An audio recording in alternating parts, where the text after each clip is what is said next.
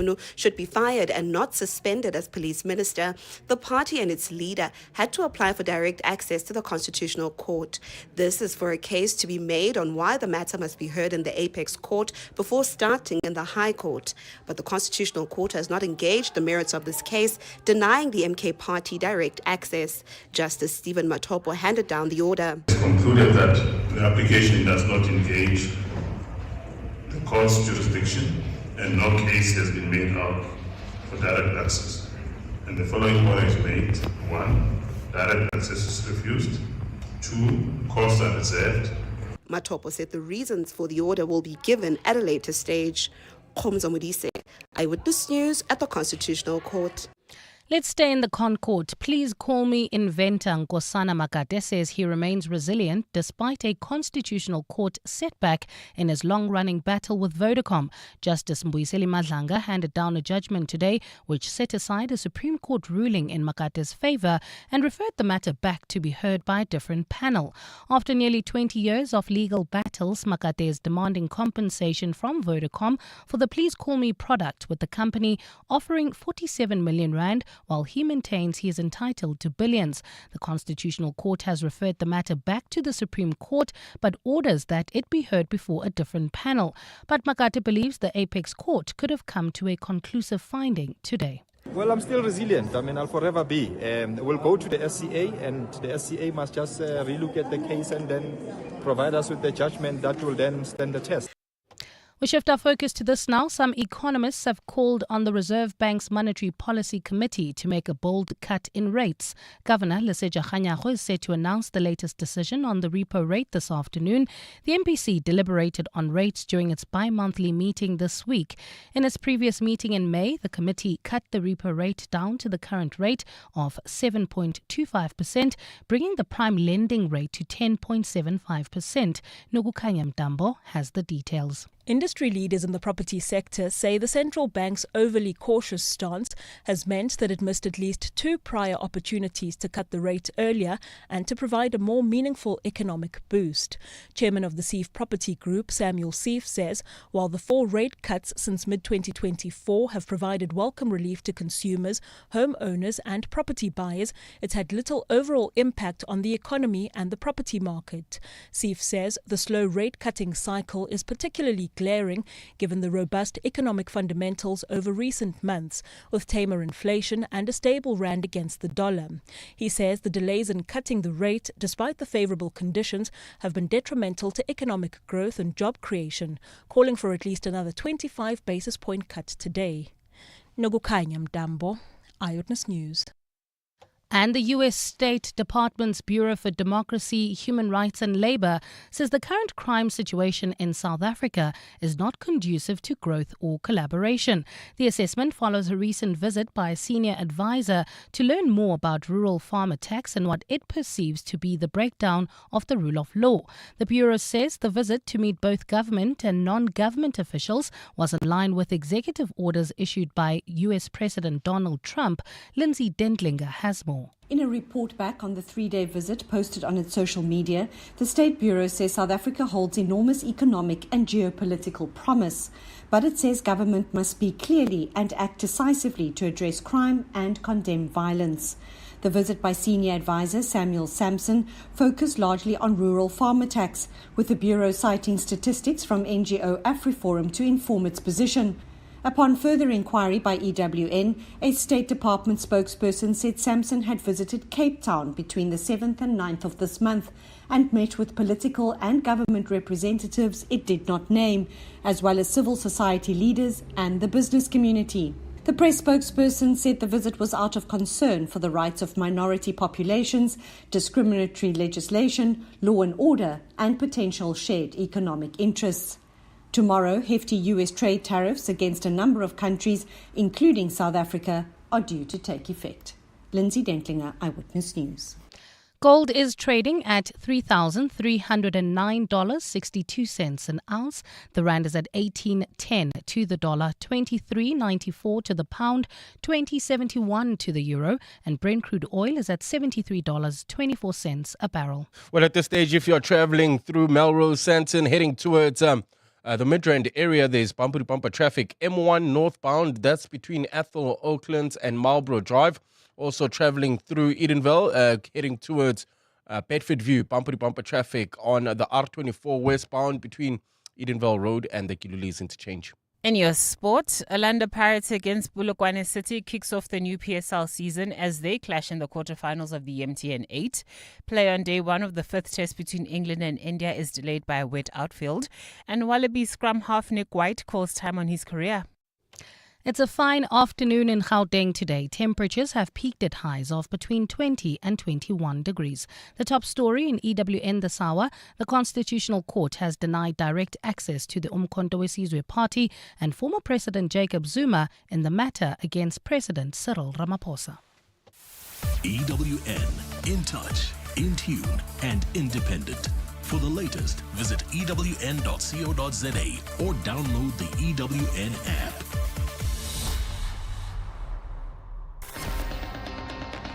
You're with John Perlman on 702. Streaming on the Prime Media Plus app, DSTV channel 856, 92.7 and 106 FM.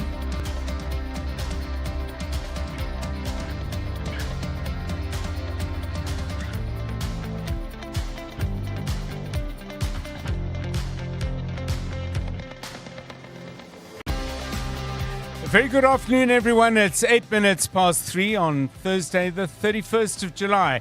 This is 702 Drive with me, John Perlman. Wherever you're listening to us in 702 land, welcome to the show. It's been a very busy day at the Constitutional Court. Judgment has been delivered in the Please Call Me matter, that 2 decades old dispute between Nkosana Makate and Vodacom.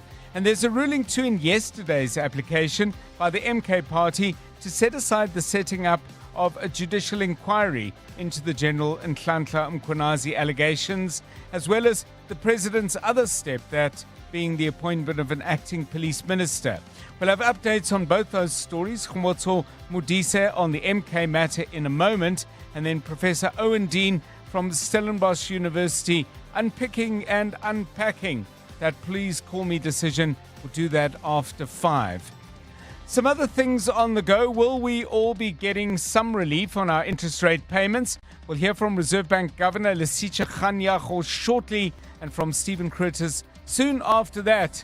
There we go. Repo rate cut by 25 basis points. But the explanation and the thinking behind it, of course, crucial. Stephen in with that shortly, as I said.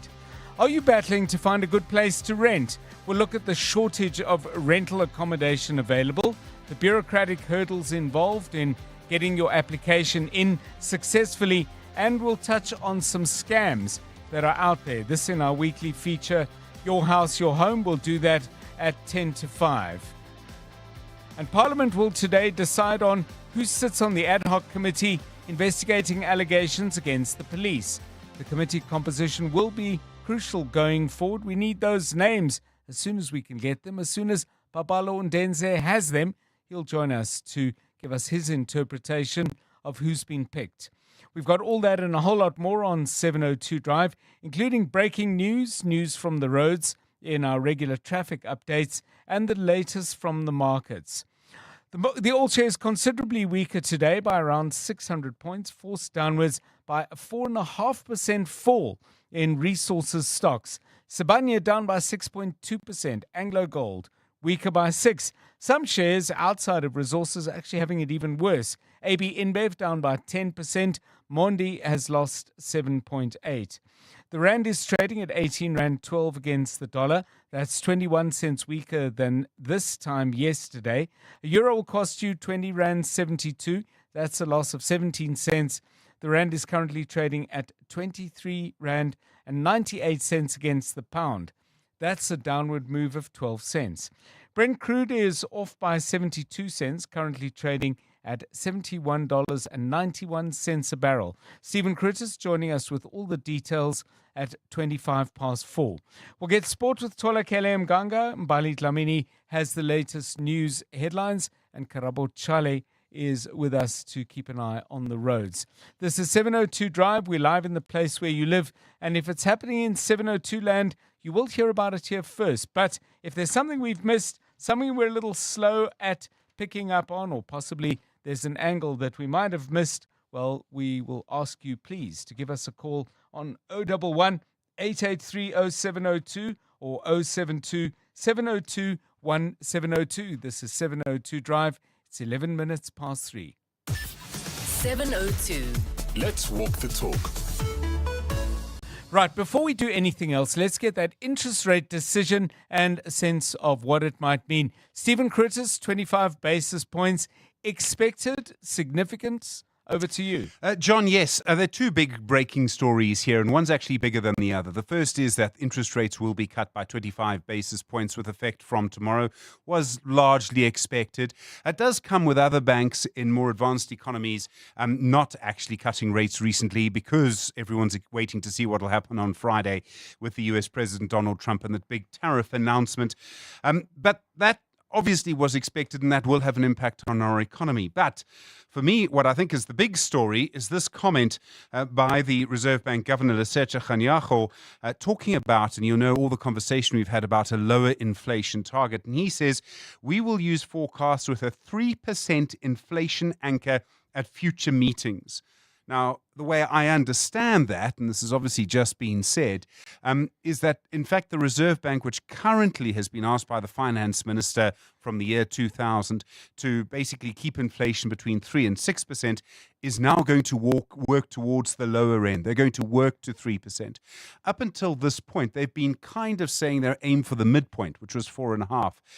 You could argue that de facto, in fact, what this really means is that the Reserve Bank has decided to go and aim to keep inflation at 3%, which is exactly where it is now. And Kganyago making the point, the opportunity that we have to do it is too good to pass up. So, Stephen, I mean, there are always heated debates around this. Invariably, I would think they are plugged into the wider views that people hold about what gets our economy going, what makes South Africans more prosperous. Is the argument fundamentally, do you think, from the Reserve Bank governor that we are protecting the value of money? And that is the crucial thing we have to do. Yes, you may say, oh, I've got to pay all this interest. They'll say, well, pal, if inflation gets out of hand, the money you do have is going to be chowed by a hidden force that will never be matched by whatever salary increase you might manage to get if you're lucky enough to have a job. Indeed, inflation is a thief, I think was the phrase that Ronald Reagan once used. Yes. So if you look at the Constitution and what it says about the Reserve Bank, one of the very clear conversations, I won't get the quote exactly right off the top of my head, is that the role of the Reserve Bank is to protect the value of the currency. That is what it's for. Yes. And I would imagine the argument from the bank and from the Monetary Policy Committee with this decision will be to say, we are doing what the Constitution demands. We have an obligation to actually do this, to protect the value. Now, technically, and this is where it's going to get a little complicated, is that the finance minister is supposed to sort of write a letter to the Reserve Bank and say, this is what I want you to do. And we haven't had that. That said, the current letter says between 3 and 6%. Yes. So the bank is doing that. Now, we could have a nice big argument, and I'm sure that people will, to say, well, actually what we should have done is, it should be 4.5. But what the governor is also saying is around inflation expectations. If Karabo is only expecting the price of bread to go up by 3% over the course of the year, when he comes and asks for a salary increase, Karabo is going to be happy with 3%. But if inflation expectations, and over time, he will come to realize that lower inflation means he can survive with a lower salary increase. If the inflation expectation is 4.5, he's going to demand 4.5. And so what I think the governor is essentially doing is trying to set inflation expectations. Stop looking at me like that, Karabo.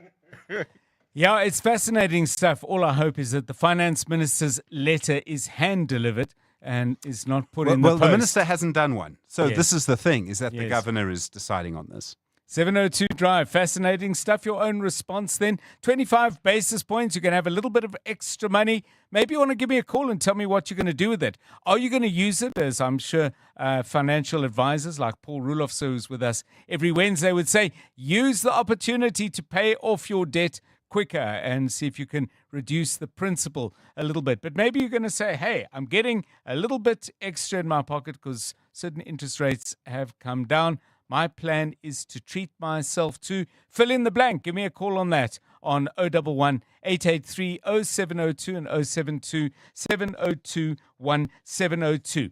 So we've got lots to talk about, lots to inquire about, lots to think about. And when it comes to thoughts, often the most interesting thoughts are the most random. Although, one way in which you can try and control the randomness of your thinking is to use the internet, particularly, search engines like this one. I can't stop Googling myself. I can't stop Googling myself. I can't stop typing my name. Every night it's the same. I can't stop Googling myself. I can't stop Googling myself. My eyes are glued to the screen. Don't even know what it means. Oh no. Come on and blog me. Why don't you blog me? Karabo Charlie, are you one of the people who can't stop Googling yourself? Because the random thought that got us going on this particular topic is yours. Tell me what's on your mind. What made you think about Googling yourself? I don't know. It was, I just wanted to check how famous I am, Okay. Clearly, I work in radio. No, I'm joking. It's just out of curiosity, John. Yes. I started Googling myself maybe like about 5 years ago. And maybe once or every 6 months, I'll just check what's going on, And it's funny how it changes what I pick up. And now the one that I'm hardly on, it's Instagram, the one that comes up first. So it's surprising to me because I hardly use Instagram. And then I scroll down and I'm just wondering how far I can go in the pages until they stop talking about me. Have you ever found out something about yourself using Google that you didn't know? No, I actually haven't. Everything that I find on Google is something I can verify and say, oh, that is true. Okay, so nobody's making up stuff about you. Have you found a Karabo Chale that is not you, that you maybe think, hey, someday I need to meet that Karabo? Plenty, actually. I'm going through it now. I've just Googled myself, and there's Karabo Chale on Twitter, who's obviously they're using a different account name. And there's various Karabo Chales. I'm surprised. Where are you guys? We should have like a get together. Yeah, a Karabo Chale, what would you call it? Convention. We'll think about it. You need a few hundred for a convention. Otherwise, it could be a coffee. I don't know if coffee has a braai. Yes. Okay, how many do you need for a braai? I'd say you'd need at least 5. At least 5 or 10, yes. Okay, all right. Rifue Letsua, do you Google yourself? And if so, what have you found? Good afternoon, John, and to the rest of the 702 family. So I started Googling myself in 2018. So I was on a dating show. I'm not going to say the name. Dating show, and we'll Google it. Please don't do it. Okay. You'll definitely find it. So I started Googling because I was on Twitter, and there were articles written about me, and I just thought, I'm famous. Yes. Mama, I made it. So I'm always Googling, and also the pictures that come up. I mean, I'm quite fashionable, as you would know. Yes, we do. So it's decent stuff that comes up. I feel like I just pumped my own ego with that statement. Same question to you. Any other Rifue Letsuas out there? No? There's only one just for now. Okay. All right. So have you been Googling yourself? Thanks, guys. So 072 702 1702 011 883 0702. Do you Google yourself? What have you found? Have you found people have the same name as you? Have you found stuff out there that actually isn't true? There might be, for example, somebody using your name, misusing your name. I'm interested to know if you can't stop Googling yourself, as the song goes. By the way, I think a lot of people are going to go home with that song as an earworm in their head. Hopefully you can get it out, because personally I wouldn't want it in my head. But anyway, quite a cool song, cute, but not one I want to have buzzing around my head at 11 o'clock tonight. Give us a call on that, 072 702 1702. 20 past 3, we need to let you know what's going on in the traffic. Yes, John, at this stage, if you're heading into Soweto, bumper-to-bumper traffic, this is in the Protea Glen area on the N12 westbound between the R554 Wabubaka Drive and the R558. Also, driving through Lenasia, those roadworks causing heavy delays on the Golden Highway between the N12 and the R554 Nirvana Drive. If you're traveling into Braamfontein, that's coming from Mill Park area, traffic heavily backed up on Empire Road. This is between Barry Hertog and the M1. Melrose, Stanton area, that's heading towards Midrand. Traffic sluggish on the M1 northbound between Ethel Oaklands and Marlborough Drive. Also in Benoni, there's slow-moving traffic on Rangeview Road. That's leaving Brakpan between Dube and Tom Jones. If you come across any other traffic issues, please SMS us on 31702. We are also on X at EWN Traffic. This past Sunday, Joburg walked the talk together.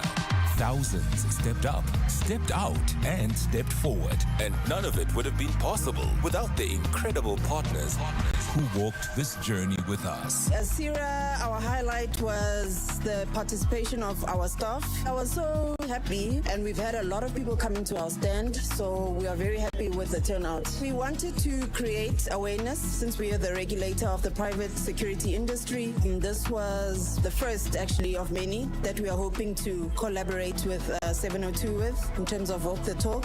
So yeah, we're definitely going to take part next year. A heartfelt thank you to every sponsor who made this year's 702 Walk the Talk possible. You powered the spirit of a city walking as one. The 702 Walk the Talk was hosted by Freedom Park in the city of Tshwane. What if the most powerful change in leadership started with your voice? At the Legacy Leadership Summit, you won't just be listening, you'll be participating. Join experts like Dr. Tuli Taburi and Professor Bonang Mohale in meaningful discussions about shaping the future of leadership. Enjoy a fully catered experience, exclusive leadership resources and more. It's all happening on the 14th of November at Henley Business School in Johannesburg. Seats are limited. Find more information at Legacy Leadership Summit on Facebook and Instagram. At Bright, we don't just provide business insurance, we insure your business's future success. Because your business is so much more than desks and computers and equipment, which is why we use our specialist expertise to tailor solutions for each client differently to ensure what's really important. So insure your businesses. Financial security. With Bright today, contact your broker or go to brightinsure.co.za to find out more. Bright, approach risk with purpose. Bright is a licensed insurer and authorized FSP. So we did a thing, a full commitment kind of thing. We've partnered with Sixt to bring worldwide to your doorstep. So you see how that's a serious thing, because that's what you deserve. We know you're the GOAT, so premium it is. Premium service, premium vehicles, premium you, premium us. Sani Sixt is all about adding extra to ordinary. Extra reach, extra countries, so you can be extra premium worldwide. Be the greatest of all time and rent Sani Sixt. It's the final days of the Dial-A-Bed annual super sale with up to 33% off. Don't miss out on SA's best bed deals. The Sealy Celebration Queen Set is now only $8,999 and the 40 Winks Active Zone Queen Set is reduced to $11,999. Plus, get next day delivery on our best sellers. Dial-A-Bed. Sleep for life. You're with John Perlman on 702. Let's walk the talk. Couple of responses on people who've been Googling themselves. Gina says, I just Googled myself and it looks like I'm spawning. There are 2 other people who are on LinkedIn that have the same first and last name. How is this possible? Gina, I don't know where to begin.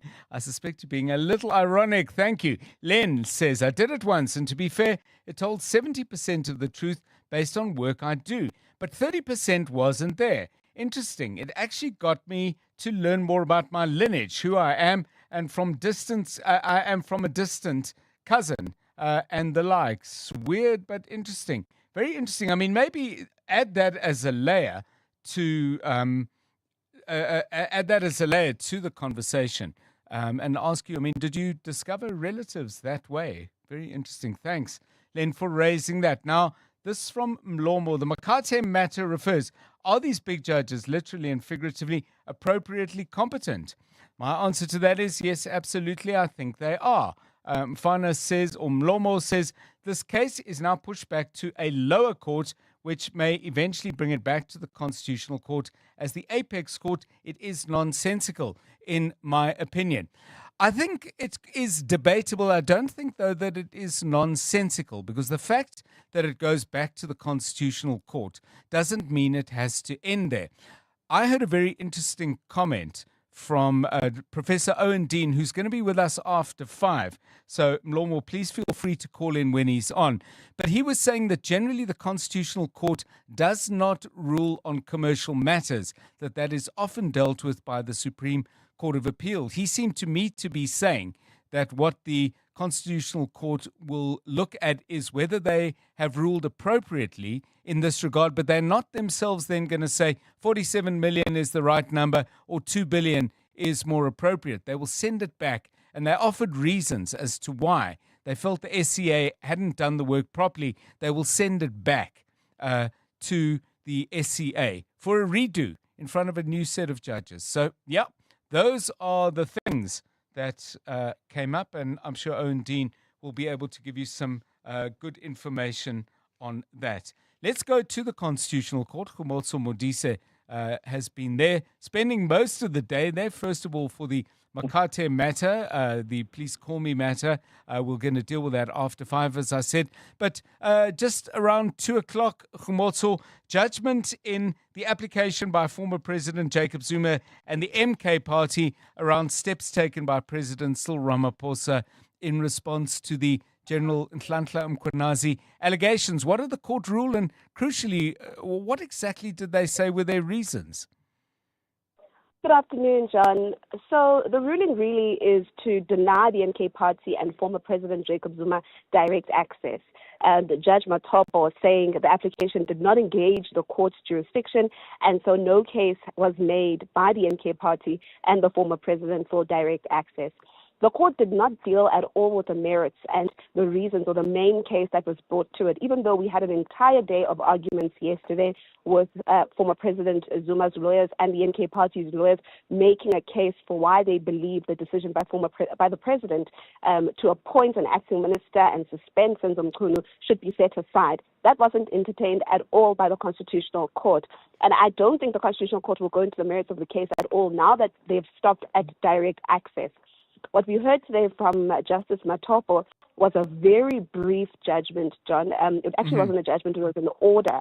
And it just said we are denying direct access and we're saying your application does not engage the court's jurisdiction, which happens really when the court does not believe that the matter can only be heard in the Constitutional Court. You remember that the argument that was made yesterday was that there is a case for direct access and it doesn't need to go to the High Court first, as matters usually do.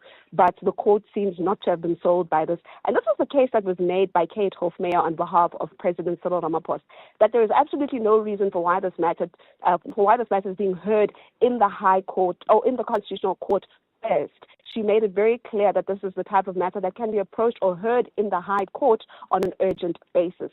And it seems the Constitutional Court agrees with her.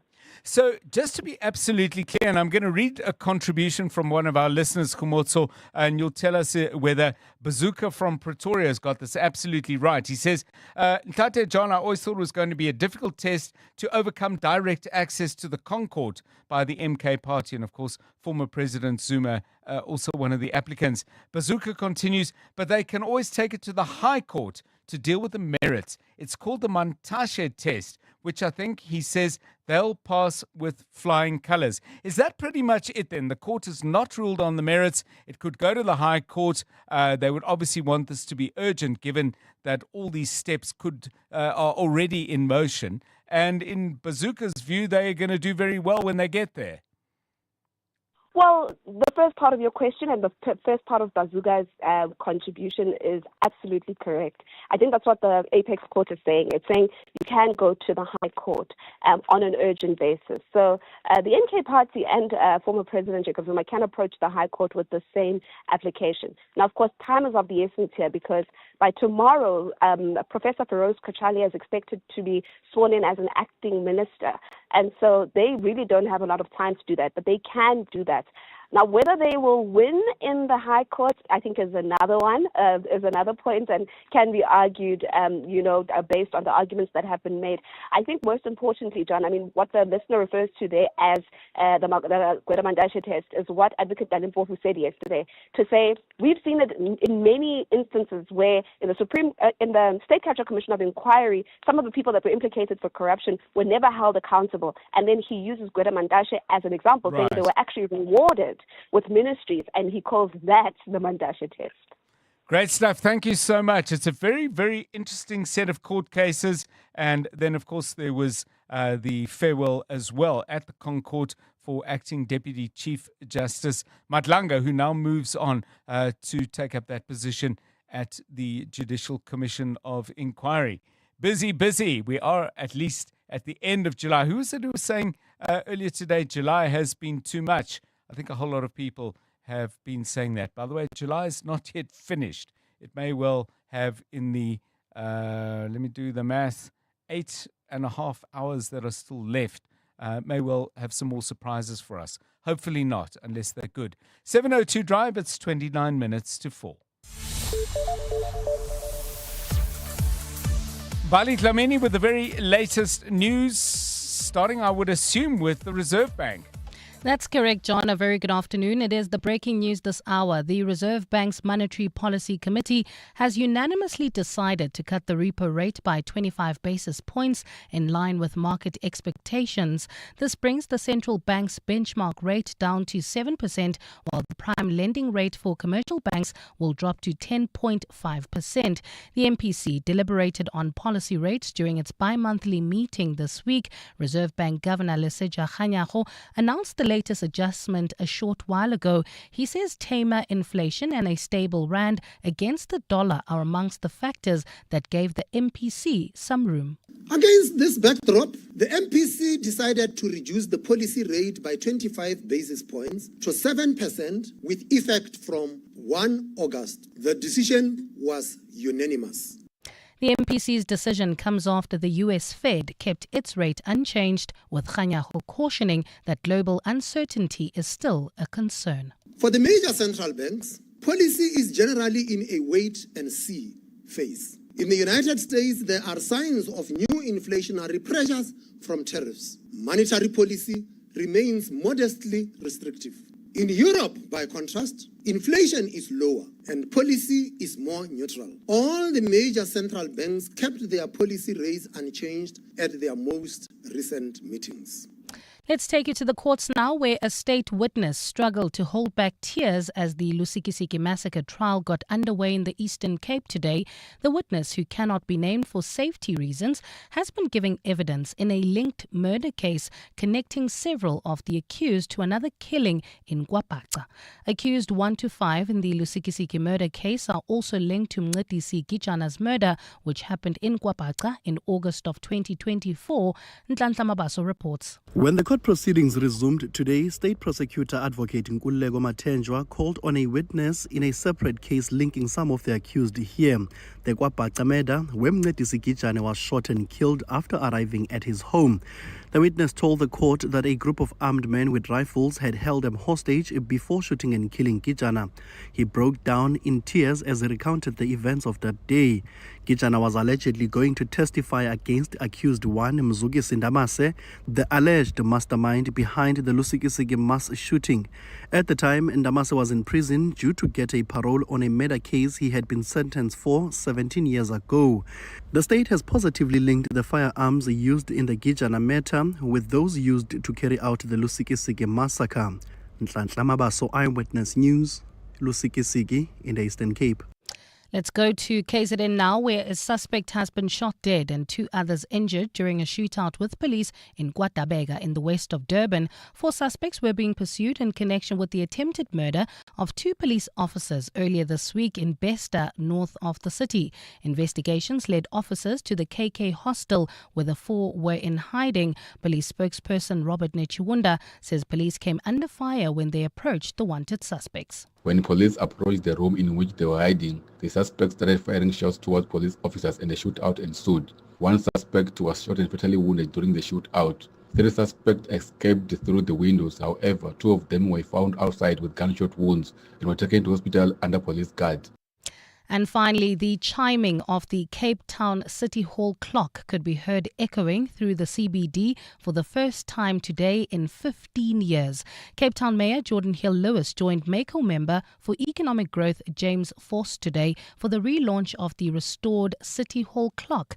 Carlo Peterson reports. After about 6 months of delicate work to restore the bell strike and chime functions, the clock was heard chiming again today after being out of commission for 15 years. The clock was first installed in 1905 and its familiar chiming had been a known feature in the CBD until wear and tear caused the clock to cease. Recent expert work has preserved what the mayor deemed architectural heritage, saying it's vital the timekeeping device remains functional for future generations. Speaking to the mayor just after the clock struck 12 o'clock, he described the event as an emotional occasion. I'm standing here with goosebumps still, just hearing that 12 o'clock chime for the first time in many, many years. And it's not just about fixing a clock and fixing these beautiful chimes. It's about what it represents for Cape Town, that we take pride in what we have and we take pride in our city. The mayor said it's important to ensure the clock will still be available for future generations. Carlo Peterson, Eyewitness News, at City Hall in Cape Town. It's a fine afternoon in Gauteng today. Temperatures have peaked at highs of between 20 and 21 degrees. Kempton Park, there's slow-moving traffic. This is on Pretoria Road between CR Swart and Plain Road. Also slow-moving traffic in the Melrose Santon area heading towards Midrand on the M1 northbound between Ethel Oakland and Marlborough Drive, and in Claremont, Pretoria. Traffic pressure on Bremer Street between the Dustport Tunnel and the R80. It's the breaking news in EWN this hour. The Reserve Bank's Monetary Policy Committee has unanimously decided to cut the repo rate by 25 basis points in line with market expectations. Clement Maniatella. Weekday mornings, 9 to 12. 9 to 12. You are suggesting that there must be accountability on the part of Hamas, which I agree with. But are we suggesting then that Israel just move on when they have killed innocent children and women in Gaza, thousands of them? Well, right now the question is how do we put a stop to the situation? And yes, of course, in an ideal world, we would love to see accountability. But right now, we have to make the humanitarian situation change on the ground. You agree, though, that there must be accountability. Israel must be held accountable for having conducted a political solution first. The decision by all these countries that I mentioned is about a political solution. And what if Israel doesn't even agree with that? I have never said that it would be an easy path. Ambassador David Martino. Clements Maniatella. 9 to 12 on 702. When service delivery fails, hope doesn't have to. Fix Local helps you report issues, escalate when you're ignored, and as a last resort, fix them yourself, safely and legally. Fix Local is more than a platform. It's a way for communities to stand up, speak out, and work with or hold local government accountable. Visit fixlocal.org.za to report burst pipes, broken streetlights, or other service delivery issues in your neighborhood. Also, lots of tips to help you organize in your community for action. 702 is proud to support Fix Local. Let's walk the talk and fix what's ours. Diabetes has become the leading cause of deaths in South Africa. Every hour, at least 3 people die of diabetes in this country. This means that in a year, we lose more than 30,000 people to this dreaded disease. This is a silent pandemic which requires active participation by all of us.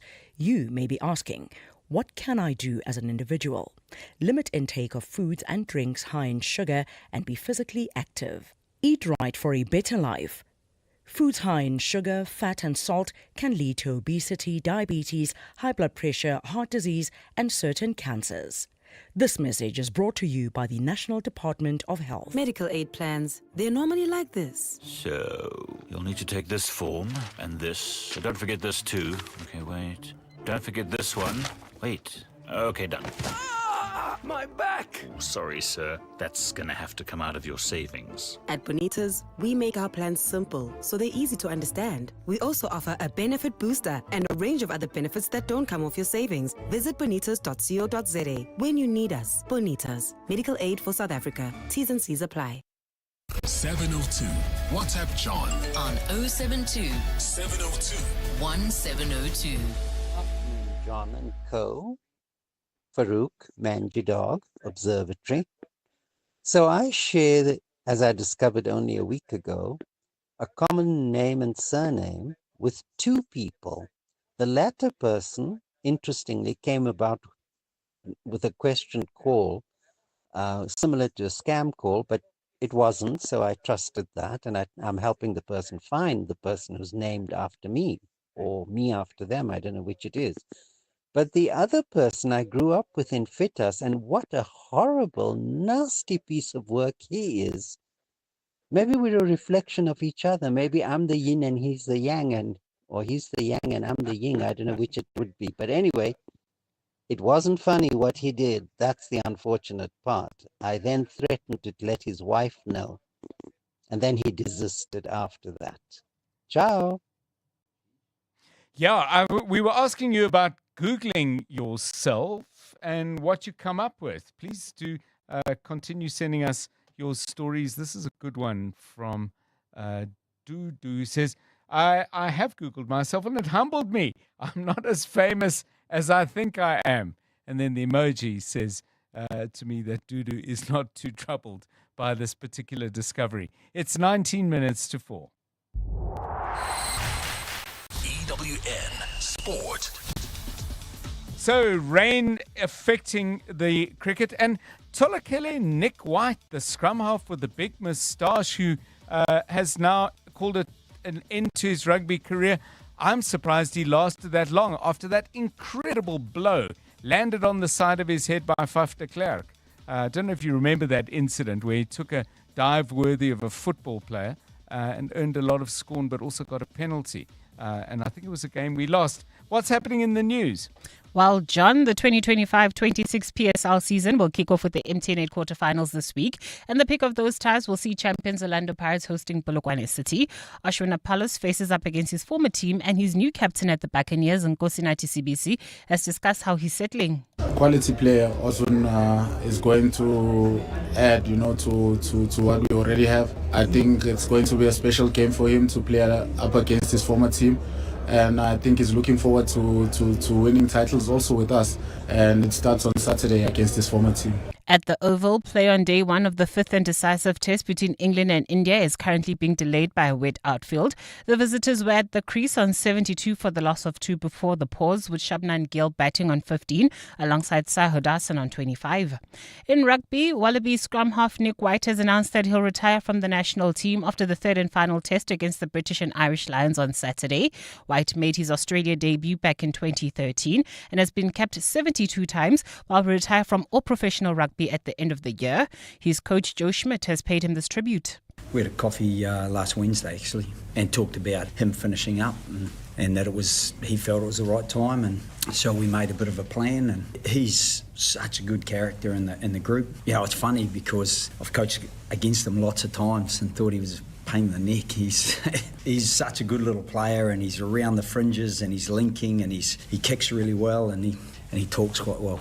And Mauritanian Kim Lecourt has become the first African to win a stage at the Women's Tour de France. It was a case of double celebration after she took the fifth stage honours in a sprint to reclaim the leader's yellow jersey. In the general classification, she leads by 18 seconds. Tolagele Mganga, Eyewitness News Sport. EWN Traffic. Right, let's get the very latest news from the roads with Karabo Chale. Good afternoon. How's it looking? Well, at this stage, no accidents have been reported in 702 land, so some good news there. However, it is peak hour traffic, so expect delays. This is if you're heading into Protea Lane. There's about a 20-minute delay on the N12 westbound between the R554 Abu Bakr Drive and the R558. Lenasia traffic also heavily backed up on the Golden Highway between Fun Valley and the R554 Navana Drive. There's also slow-moving traffic. That's traveling through Naturina on the Golden Highway between Chris Honey Road and the N12. Kempton Park, expect delays on Pretoria Road between CR Swart and Plain. There's also slow-moving traffic leaving Melrose Sandton heading towards Midrand on the M1 northbound between Ethel Oaklands and Marlborough Drive. Benoni, also traffic sluggish on Rangeview Road between Dube and Tom Jones. That's if you are leaving Brakpan. And finally, in Claremont, Pretoria, traffic pressure on Bremer Street between the Dustport Tunnel and the R80. If you come across any other traffic issues, please SMS us on 31702. We are also on X at EWN Traffic. There's more EWN on air, online, and on the EWN app. You're with John Perlman on 702. Let's walk the talk. 702 Drive. So we've been asking you, do you spend a lot of time Googling yourself? If you do Google yourself, have you found anything that's been really interesting about yourself that you didn't even know was actually true about you? And maybe you've come across people whose name you share. Tolakele, a very good afternoon to you. Googling, how have you gone? I do not Google myself. Not at all? Not Never? at all. No, I think I did once when I first kind of switched from here to another company just to kind of see like what articles and stuff had been floating about me. But after that, I was just like, it is what it is. I do have a cousin last year. She was on TikTok. And then an old docuseries that I was involved in, she had sent it to me, and then it started gaining traction again. And then like there were quite a few people that I knew from my church and my family members that kept on sending me the TikTok of that, the link to that TikTok, just to say, hey, look, your name is all over this. And that was it. But I just generally don't do it. Okay. And so I just found a few other John Perlmans that are in other parts of the world. This is Dr. John Perlman, who is a dentist in a town in New York State called Selden. And I have seldom been there. In fact, I've never been there. Anyway, Dr. Perlman is very nice, but as I found out, not very thorough. The office is very dated. The floors and equipment look dirty and old. My new dentist found several cavities, some of them deep, one of which required a root canal. I was always told at my visit that everything looked fine. However, he gets some excellent reviews as well. In fairness to this Dr. Perlman, only dentist who extracted a tooth, and I felt no pain from beginning to end afterwards. That is unusual. And someone else says, excellent dentist, smart, caring, and thorough. However, this one from Chicago. Do not work with John Perlman or State Street Realty. And the person on Reddit says, just had the most unhinged phone call with John Perlman, a real estate agent, still in total shock, and had to share so that folks don't work with this bat. You can add the last part of that word, crazy man. And then they detail what's crazy about this thing. So fortunately, it's very, very clear, I hope, that none of these people are me. But your stories, please, of Googling yourself and what you find. It's 12 minutes to 4. John is on X. At John Perlman. Still to come on the show, there's a lot of discussion around the judgment in the Please Call Me matter. Nkosana Makate, for around 20 years, battling Vodacom. His authorship of the idea of Please Call Me has been established. The question still at issue is the level of compensation. This from someone who doesn't want to use a name, but says, as a general thought, I think justice favors those with deep pockets. I still have difficulty with the very first Concord judgment, which directed Vodacom to negotiate in good faith with Mr. Makate for settlement. The judgment further said in case of an impasse, then the Vodacom CEO should break the deadlock. How is determination to separate the CEO from the company arrived at? I'm no lawyer, Anonymous says, but I know that directors have a fiduciary duty to the company. How did the Concord come to such a determination?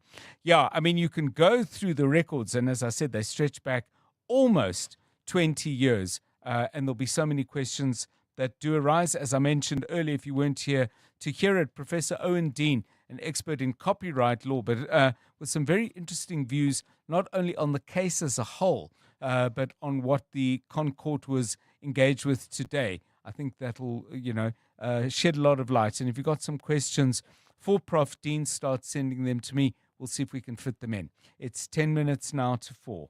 Drive home with John Perlman on 702. Let's walk the talk.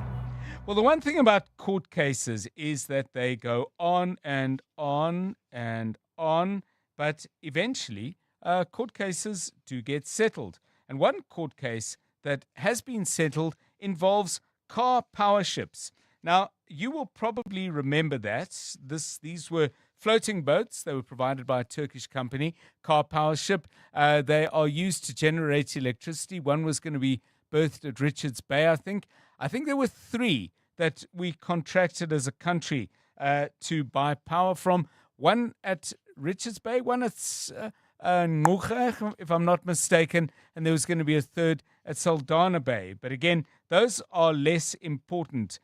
These deals were questioned. They were questioned on a number of grounds. The cost, exactly right on the locations. They were going to provide 1.2 gigawatts of electricity, and opposition to those licenses came on a number of grounds. The first was the duration, that we were taking out contracts for 10 years, 20-year deals, actually. And secondly, the amount of money they were going to cost had eyebrows raised and lawyers briefed. Well, it appears now that following a court decision in the High Court in Pretoria today, those deals are, no pun intended, dead in the water. The ships ain't coming. Advocate Stephanie Fook is Executive Director of Accountability at OUTA and joins us now. Advocate Fook, I'm sure you're pleased with the court's decision. Let's go back a step, though. Why did you think this matter needed tackling in the courts in the first place?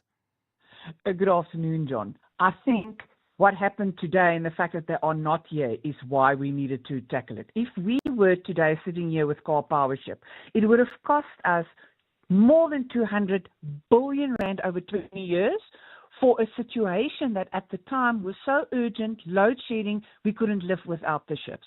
And guess what? Here we sit, and although our network is by no stretch of the imagination stable, at least we are not suffering load shedding. So we would have paid that amount of money would have appeared on your electricity bill. And I think if we had to take a poll now of how many people think that their electricity is affordable at this point, it would have been way worse.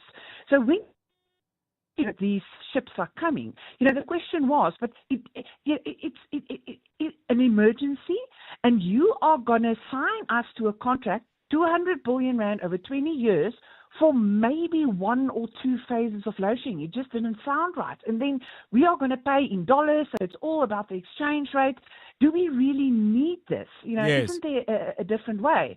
And the transparency wasn't there. So that's why we believe, and NERSA, so to come back to our court case, is we then believe that NERSA giving Car Power a license to generate electricity from the 3 ships was done irrational, because at that point when they gave them the licenses, they didn't have environmental authorization, they didn't have financial closure, they didn't have grid access, or their grid access was later taken away. So there were so many things hanging in the air, but NERSA decided to give them generation licenses in any case. And that's why we thought, as the regulator, Yes. NERSA needs to make these decisions rationally and has to take into account that it's extremely expensive and the fact that they haven't got all their ducks in a row.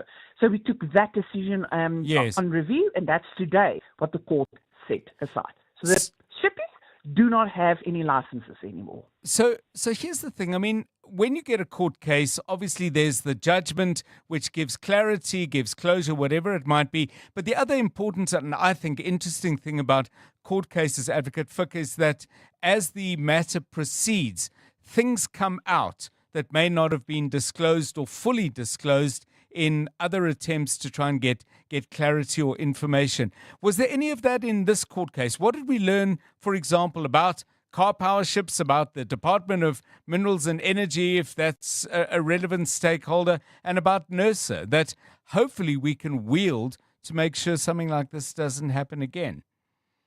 One of the most, and I think that was one of the most, or at least for me, mind-blowing things to learn was, when you do a review, they're supposed to give you the reasons for their decision. So we expected NERSA, because we instituted this case, to give us the reasons for review. And they didn't give it to us. And then they gave us documents that were so redacted, no one could understand what on earth is going on there.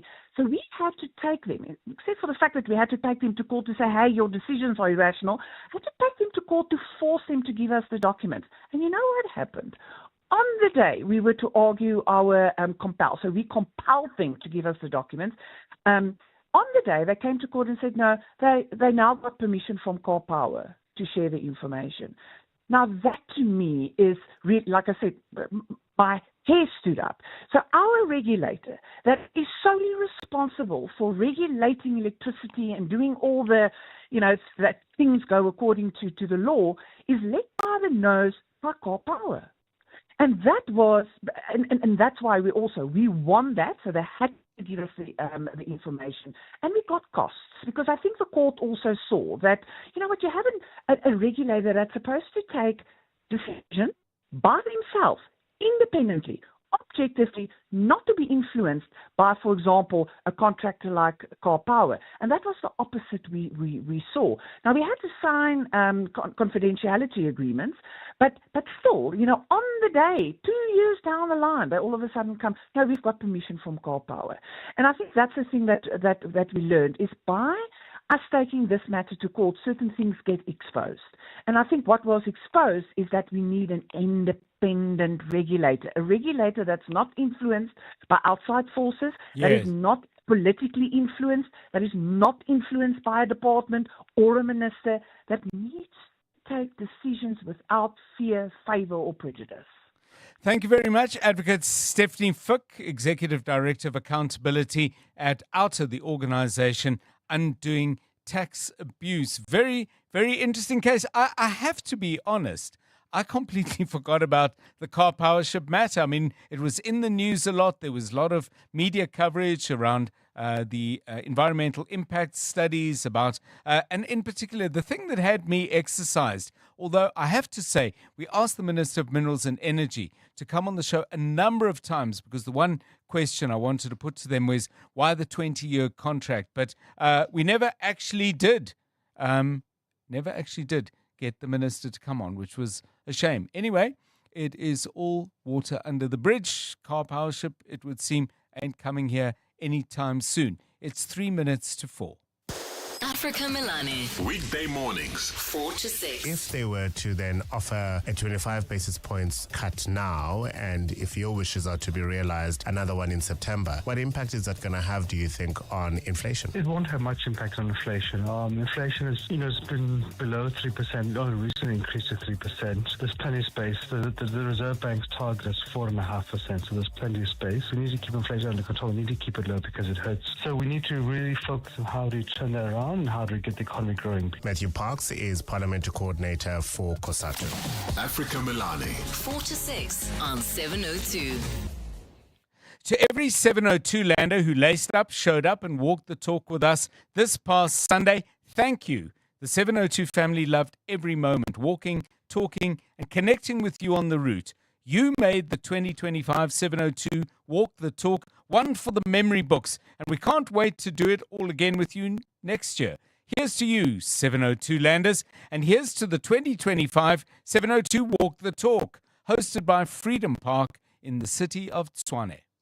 Business Outsurance are experts in business insurance for pharmacies, convenience stores, beauty salons, and more. Coordinating. Business Outsurance is definitely the best insurance for my business, without a doubt. Bowled out every other insurance house, sending out their assessors, honestly looking at what you need. My installment came down within a day, definitely the most professional. Switch to Business Outsurance and you could get a massive 20% discount on your business insurance premium. Visit outsurance.co.za. Switch and save today. Licensed insurer and FSP. TCs and information online. Calling all golf pros. Hollywood Bets invites you to step onto the green. Tee up, take a swing and enjoy glorious golf action from electrifying competitions and thrilling live tournaments. Get ready to conquer the fairway and chase epic fortunes. Ready to master the odds and experience your crowning moment? Bet now on all the excitement and prepare to make your hole-in-one shot to sensational success. T's and C's apply. Hollywood Sportsbook is a licensed betting operator. No persons under the age of 18 years are permitted to gamble. Winners know when to stop. South African Responsible Gambling Foundation toll-free counseling line 0800 006 008. So, Taryn, you've just graduated cum laude, but nothing says you're a genius quite like selling your car to We Buy Cars. Absolutely. My car was an 18th birthday present, and it's time to move on to something a bit more mature. So, where did you hear about We Buy Cars? All of my friends are using We Buy Cars. I would have had legit FOMO if I hadn't used them. And it was so quick. I did it on my laptop while sending around my CV. Smart move, Taryn. Graduated and upgraded. We Buy Cars. Geared for success, geared for you. This is EWN. Reserve Bank cuts the repo rate by 25 basis points, and the Constitutional Court dismisses MK Party's urgent application.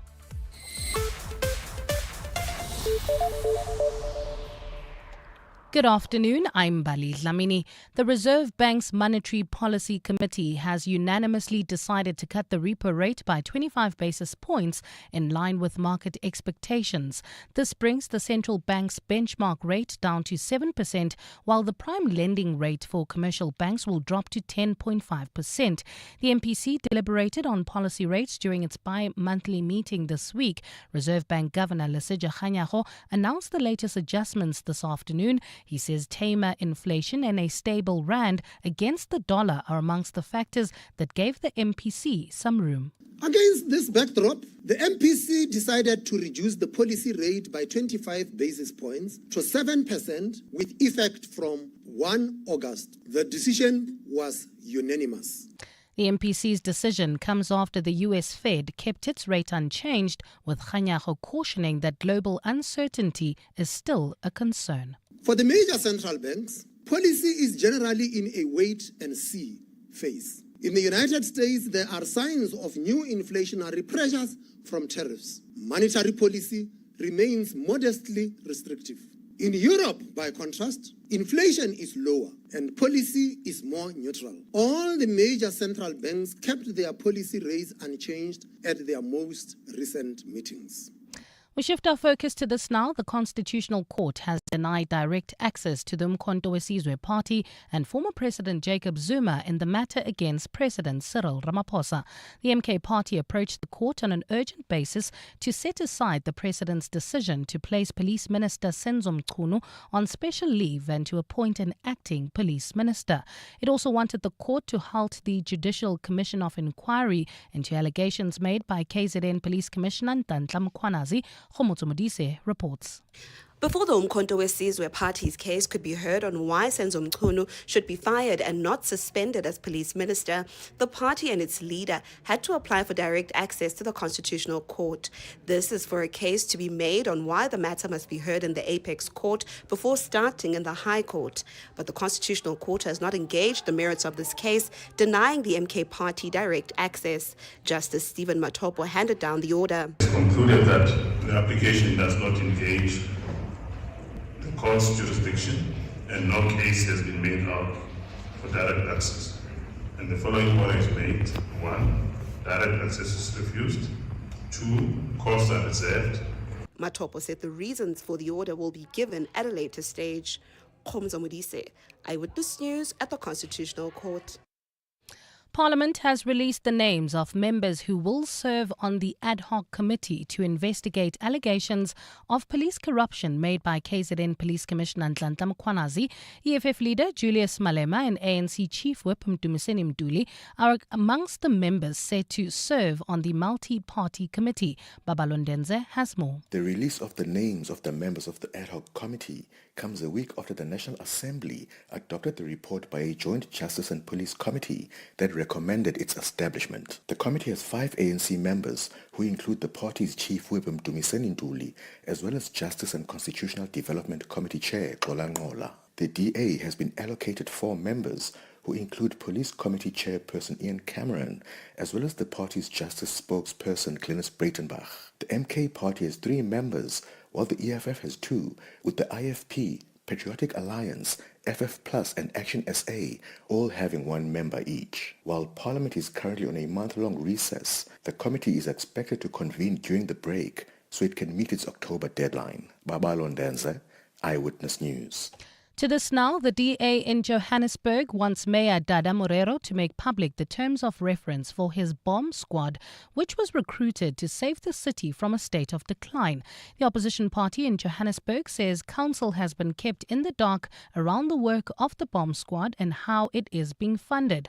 Last month, Morero announced a group of experienced public servants who would assist in the city's administration. Thabiso Koba has more. It's been a month since Joburg Mayor Dada Morero announced the bomb squad. However, the DA says it's yet to see what difference it has made in the city. The squad includes 5 people, 4 former Johannesburg city managers, and the former head of the SABC, Snuki Zikalala, who's also the current ANC Veterans League president. DA caucus leader Belinda Kaiser Echozon Jonku says council is still to be appraised on what specifically they are meant to do, but also a plan on what they are doing.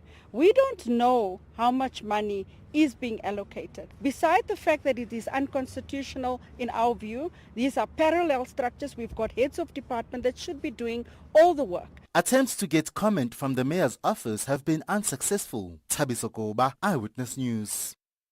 And further afield, the U.S. Food and Drug Administration is still urging customers of Celsius energy drink to check their cans after they were accidentally filled with vodka. The drink company has been forced to recall some of its drinks and has urged customers not to drink the product if it features the affected lot codes on the bottom of the cans. The company allegedly sent its cans to a vodka seltzer company, which then filled the cans with their alcoholic beverage. The lot codes have been published on their website for consumers in the United States. Gold is trading at $3,309.61 an ounce. The rand is at 18.09 to the dollar, 23.96 to the pound, 20.70 to the euro, and Brent crude oil is at $73.24 a barrel. In Melrose, Sandton, slow-moving traffic on the M1 northbound between Athol Oaklands and Marlborough Drive, Kempton Park. You can still expect some delays on Pretoria Road between CR Swart and Plain Road. And in Protea Glen, Soweto, expect about a 20-minute delay on the N12 westbound between the R554 Abu Bakr Drive and the R558. In your sport, Orlando Pirates against Bulugwane City kicks off the new PSL season as they clash in the quarterfinals of the MTN 8. Play on day 1 of the 5th test between England and India is delayed by a wet outfield. And Wallaby scrum half Nick White calls time on his career. A fine Friday in store for Gauteng tomorrow. Johannesburg dropping to overnight lows of 7 degrees, peaking at 19. Pretoria 9 and 21, and Vereeniging 4 and 17 degrees. The top story in EWN this hour, the Reserve Bank's Monetary Policy Committee has unanimously decided to cut the repo rate by 25 basis points in line with market expectations. EWN, in touch, in tune, and independent. For the latest, visit ewn.co.za or download the EWN app. 702. Drive home with John Perlman. John Perlman, 3 to 6 p.m. On 92.7 and 106 FM. Let's walk the talk. 702 Drive, it is 8 minutes past 4 o'clock. It is 8 minutes past 10 in the morning in Washington, D.C. Well, why am I telling you that? That is because in under 14 hours, whatever tariffs the United States is going to finally impose on South Africa, well, we'll know about that at 1 minute past midnight Eastern Time in the United States. So there's quite a lot for us to talk about in regard not only to the tariffs that we might face as a country, but also the general approach to tariffs of the United States government. Is it rooted in economic, strategic thinking, or is there a whole lot of politics involved as well? For example, when the Canadians announced that they were considering recognizing the Palestinian state, and in fact they've decided to back statehood for Palestine, then Donald Trump, US president, said, well, that would, quote, make it hard for us to make a trade deal with them. And there have been similar examples with other countries as well. So a mix of economics, a mix of politics. We are very much caught up in that mix. We'll try and make sense of that when we talk to Dr. Scott Fersing, joining us on the line from Houston in Texas, and he's with the Institute for Global Dialogue. That's coming up over the next 20 minutes on the show. A little bit later, are you trying to rent a property and finding it actually rather difficult to find one? And your difficulties could be made up of a number of things. The one is that apparently there is a shortage of rental properties. Secondly, there are much stricter requirements increasingly from estate agents and other accommodation brokers in terms of what you have to comply with in order to get your feet and your bags and your couch through the door if it's unfurnished. And then there's some scams out there as well that you need to know about. Rowan Terry is Senior Legal Counsel at the company TPN, and he'll be joining us on our Your House, Your Home feature. That's coming your way at 10 minutes to 5. Still interested in whether you Googled yourself and what you found, and did you find maybe some relatives, maybe some namesakes that you were quite pleased to connect with? All of that and more, please, on your WhatsApp voice notes on 072 702 1702. It's 4:10. You're with John Perlman on 702. Right, let's EWN Traffic. Right, let's get out into the traffic. We had a minor collision there ourselves, right here on air. But apparently we've got delays in Protea Glen. Hi. Yes, delays in Protea Glen. This is expect about a 20-minute delay heading into Lenasia N12 westbound between the R554 Abu Bakr Drive and the R558 Lenasia. Also, traffic heavily backed up due to roadworks on the Golden Highway between Fun Valley and the R554 Nirvana Drive. Naturina, there's bumper-to-bumper traffic on the Golden Highway between Chris Hani Road and the N1 in Ekurhuleni, Kempton Park. Expect some delays. This is on Pretoria Road between CR Swart and Plain Road, while in Melrose, Sandton heading towards Midrand, there's slow-moving traffic. This is on the M1 northbound between Athol Oakland and the Marlborough Drive off-ramp. Pinoni, also traffic sluggish on Rangeview Road between Dube and Tom Jones. And finally, Claremont. That's in the Pretoria area. Traffic pressure on Bremer Street between the Dustport Tunnel and the R80. If you come across any other traffic issues, please WhatsApp us on 072 702 1702. We are also on X at EWN Traffic. There's more EWN on air, online, and on the EWN app. Bongani Bingwa, 702 Breakfast. Weekday mornings, 6 to 9. Deal or no deal. It's late in the day that 30% levy on South African exports to the US comes into effect tomorrow. We don't have a deal, do we, Minister? No, we don't. They are unable to confirm what the announcement would be, and they would encourage us to raise up possibly an enhanced proposal to the United States government. It would be processed by the White House, but at this point they are unable to say what the final decision will be. Minister Pakstow. Bongani Bingwa, 6 to 9. On 702.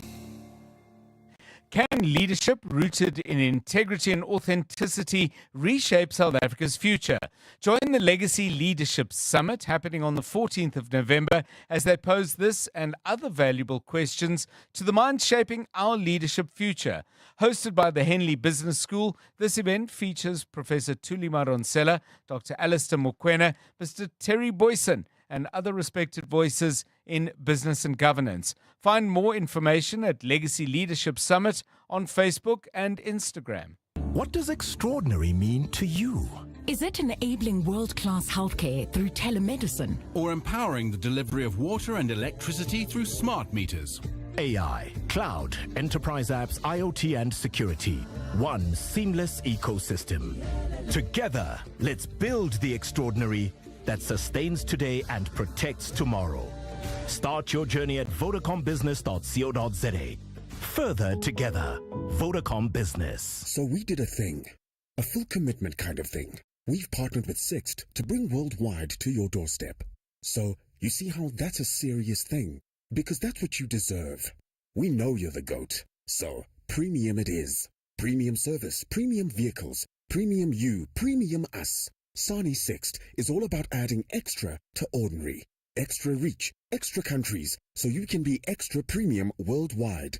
Be the greatest of all time and rent Sani Sixt. It's the final days of the Dial-A-Bed annual super sale with up to 33% off. Don't miss out on SA's best bed deals. The Sealy Celebration Queen Set is now only $8,999 and the 40 Winks Active Zone Queen Set is reduced to $11,999. Plus, get next day delivery on our best sellers. Dial-A-Bed. Sleep for life. Show. Weekday evenings at 6. There are more predictions that a strong maize harvest should help our food prices to come down or keep our food inflation low. Wandile Sekhlobos, the author and agricultural economist. The big thing, of course, now is the fact that we have a good crop. Our maize crop is just over 15 million tons. That's up 17% from last year, but the most important thing is that it far surpasses our domestic consumption of 12 million tons. The Money Show on 702. Let's walk the talk. The Money Show with Stephen Grootes is brought to you by ABSA CIB, honored as the best bank for ESG in Africa and South Africa by Euro Money Awards for Excellence 2025. Your story matters. ABSA is a registered FSP. You're with John Perlman on 702. Let's walk the talk. 702 Drive, it's good to have you with us on the show. It's 4:15, and as I said, it's just 6 hours behind us in the United States, Eastern Standard Time, which is where Washington, D.C. is located. Not just South Africans, but people all over the world are looking very, very, very closely and carefully indeed as to what might come out of the White House over the next few hours. Tariff time, new tariffs are due and they are being set with a number of countries. But if you heard Parks Towell's interview this morning with Bongani Bingwa, South Africa, according to the Minister of Trade and Industry, we're not absolutely sure yet what our tariff arrangements with the United States are likely to be. So let's find out from a US perspective what exactly is going on. Dr. Scott Fersing is a fellow at the Institute for Global Dialogue and is joining us on the line from the state of Texas. Dr. Fersing, welcome, and thanks very much for your time. Before we get into the South African arrangements that are taking shape in regard to the US, I understand there's a court case that is being heard at the moment, or may not have started yet, but it's happening today. A 11-strong bench of the U.S. Court of Appeals for the Federal Circuit in Washington, D.C. will be considering whether the president has exceeded his authority in these new tariff arrangements that he's making. Is that likely to delay anything? Is this a case that has any chance of success? Good afternoon to you. Thanks, John. Pleasure to always talk to you. I just saw that news as well. Unfortunately, I haven't read into I know it's actually ongoing at the moment. I haven't read into the details, so I don't have any official comment on that. But with any big actions like this, that's especially global, there's usually a team of lawyers and legals that analyze the actions, whether it's a congressional or presidential actions. So this is pretty typical, but I think because of what's been going on for the last couple of weeks and past couple of months, I think these tariffs are definitely going to go ahead. Okay, so they're going to go ahead. Now, again, we're staying broad. We'll get into the South African details in a moment. But it seems to me, and I'm observing this very much from a distance, that as the US president motivates what the particular tariff regime should be for a particular country. Let's take India, for example. He said the US would impose a 25% tariff on Indian goods, plus an extra, quote, penalty for the country buying arms and energy from Russia, saying that Delhi is a friend, however, they are buying arms from Russia. I mean, are there solid economic arguments for each tariff? Because it does seem there's a lot of politics in there as well. Yeah, I think with global diplomacy, you got economic diplomacy and politics, so it's definitely intertwined. And yeah, you've seen that with India, even though India is quite a strong ally of America. Trump's made it pretty clear, even going back to, I think, the BRICS summit a few weeks ago, that if you're going against the American dollar, or of course, that wants to end the war in Russia. So if you're supplying or buying from the Russian government, that there's going to be penalties. So one of the tools in a president's arsenal is these tariffs or sanctions or whatever it may be. So he's using the politics, with the economics intertwined, and that's pretty typical of a country. So nothing new there, but it does come into play with, of course, India, South Africa, BRICS nations, and others. Just to add a point, just on the global scale, yeah, it's been a mad rush. Even just one of our other closest allies, South Korea, we just finalized a deal yesterday to lower the tariffs and look at things like semiconductors in certain industries. So also depends on industries and what it means for the future of America first, but also our technology economy going forward. If we rewind the tape to Liberation Day and all the tariffs were announced, then we heard that deals were going to be done and they were going to be done quickly. The scorecard, though, says just 8 deals done. Yeah, no, it's a massive operation. I mean, behind the scenes, what some of your listeners might not know, there's been a lot going on in D.C. since the beginning of the year. Even the State Department itself, which has commercial diplomacy, is a big part, like I was just mentioning before. They recently laid off about 1,200 people. So you need personnel to do this. You've got commerce secretaries, you've got trade representatives, but to go by every country one by one, it's hard to. It's a logistical nightmare, to be honest. It's not easy. So they're working as quickly and hard as possible. And then when you're looking at the plethora of countries, obviously the biggest trading partners take priority. That's why you saw Trump in Scotland last week with the EU deal. I just mentioned South Korea, some other Japan, and some other closest allies, and of course the big bear in the room is China, and they're still working very hard behind the scenes. They've got a deadline of I believe it's August 6th or August 12th. I can't remember the exact date, but it's coming up soon. So the Treasury Secretary Scott Bessent is working on that deal as well. So a lot of work to do. Let's focus on South Africa, and I really must say, I mean, if it's incredibly difficult to do, and you've only done 8, I'm not sure about. The fairness in the global trading environment to promise all these deals are going to get done in record quick time. It does raise questions about the extent to which the president actually understands what's involved. But South Africa, where do things stand? Is the deal in the letter that was sent, which was a replica of a letter sent to another number of other countries, do you think pretty much what's in the letter at 1 minute past midnight your time, is that what's going to be the deal? Yeah, I think it's going forward, but they still need to negotiate. I believe the DTI and the South African government have put together proposals, so I don't know what's exactly in that proposal. Just analyzing in South Africa's case, we're looking at the global deals with the EU. What basically part of that deal with the 15% tariff was also the agreement to purchase $750 billion worth of U.S. energy to invest in the American economy. So that's something that I think if it's in the South African deal, it's that they'll definitely analyze and look at. So of course, the rare earth minerals, platinum is a big part of South African exports to the U.S. and Trump wants to grow. Me being here in Texas, liquid natural gas exports and oil and so on. So that's something you need to look. And then a lot of these deals also is very trade specific or industry specific, I should say. So whether it's aviation related or semiconductors, agriculture. So that's something that's going to go in. But I think it just hasn't had time to get to South Africa. I think there will be time for negotiations. It has not happened yet, which is pretty clear. But I think by the non-response that the South African government has received or not received.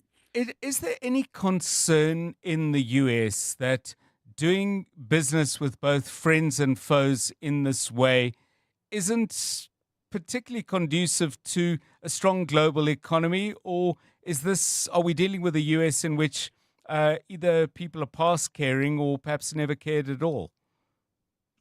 Well, yeah, I think we would definitely care. Me and my personal business, I actually help foreign companies come into the U.S. markets.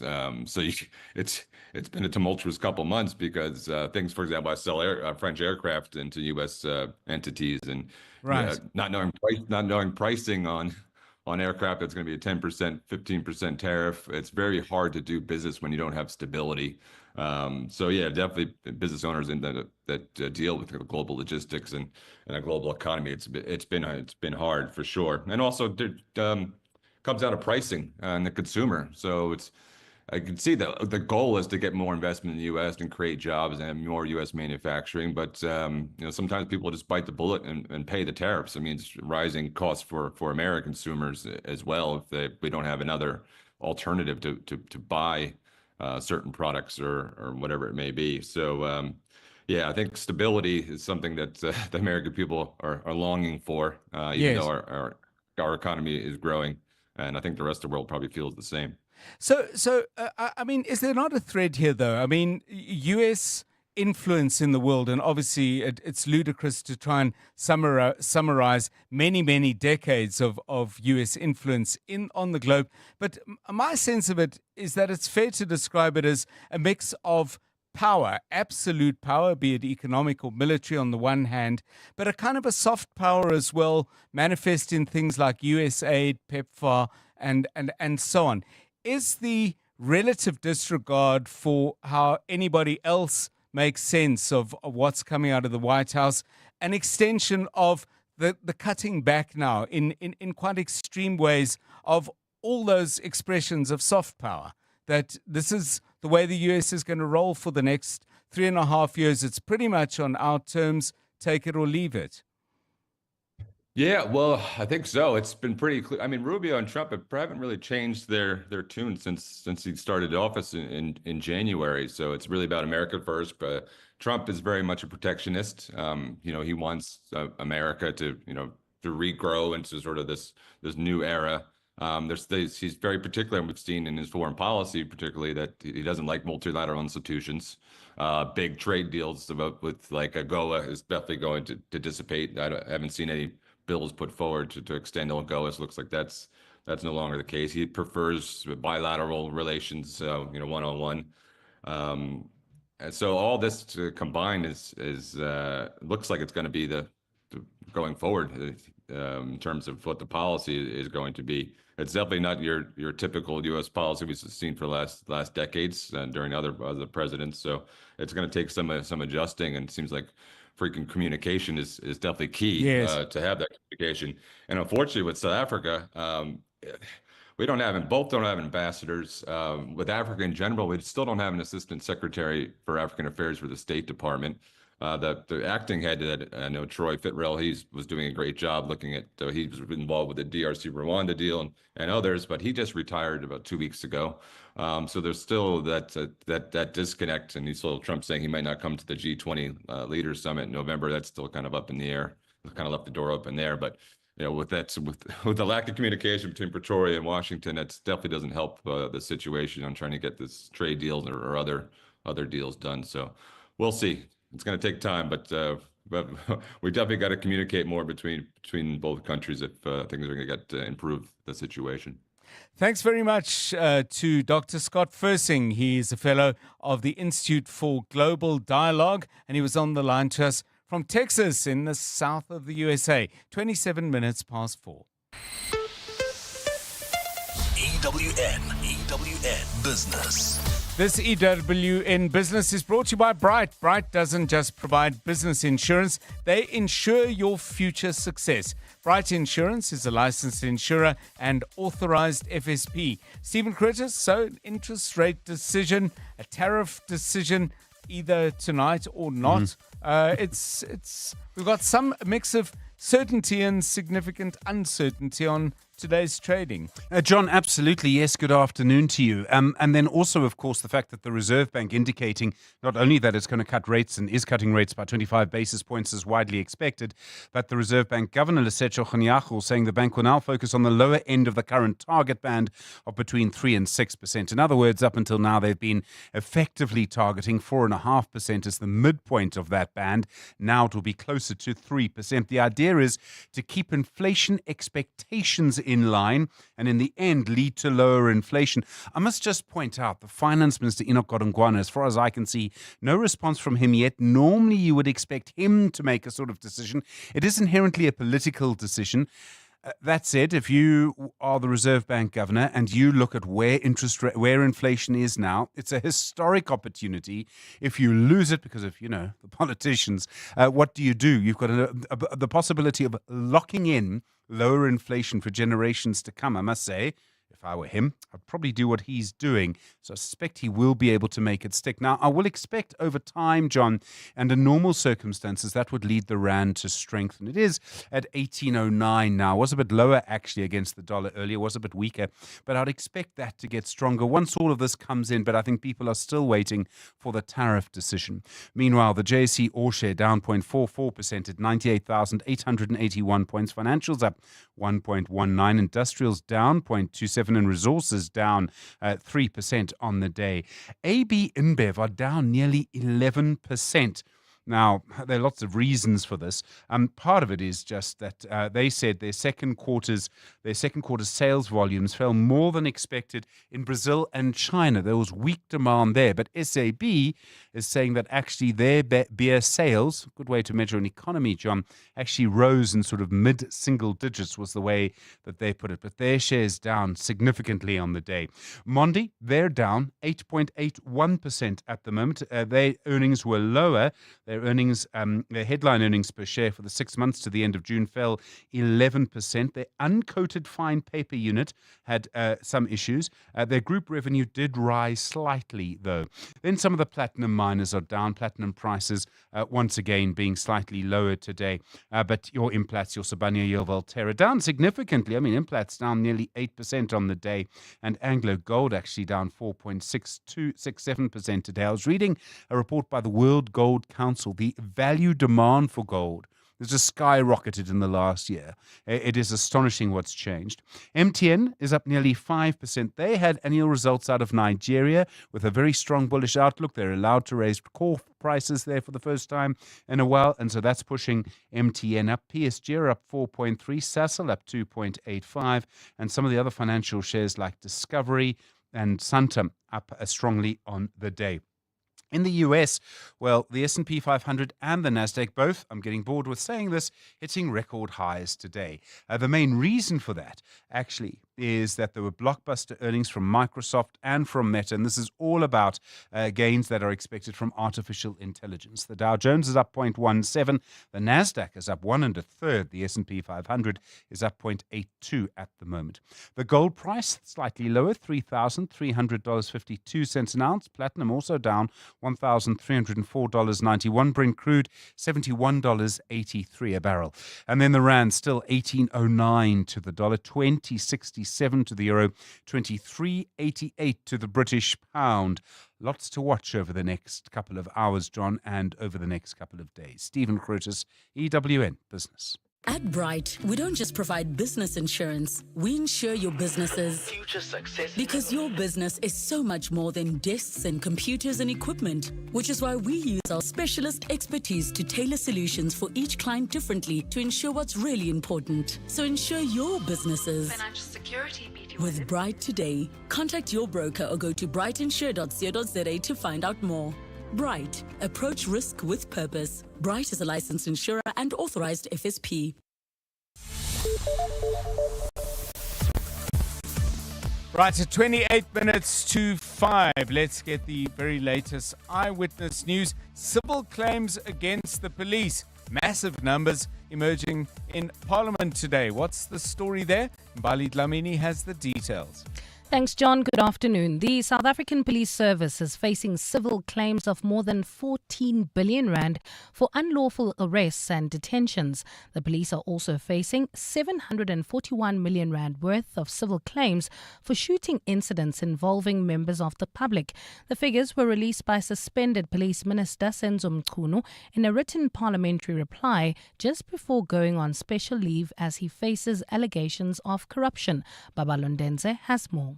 The IFP's Inkosi Russell Cebekulu posed the question to the police minister because of the significant financial strain that civil claims against the state place on public resources, particularly those arising from police misconduct. The civil claims are for just over 15,000 arrests and detention incidents during the 2023-2024 financial year. The minister says it must be noted that the figures reflect only the total number of new claims received during the financial year. He says this is not the amount paid by the state, but the number of claims received and the amounts claimed. The minister says in terms of amounts paid out for unlawful detention, the figure stands at 466 million rand, and this includes both payment through a court order and payment by settlement.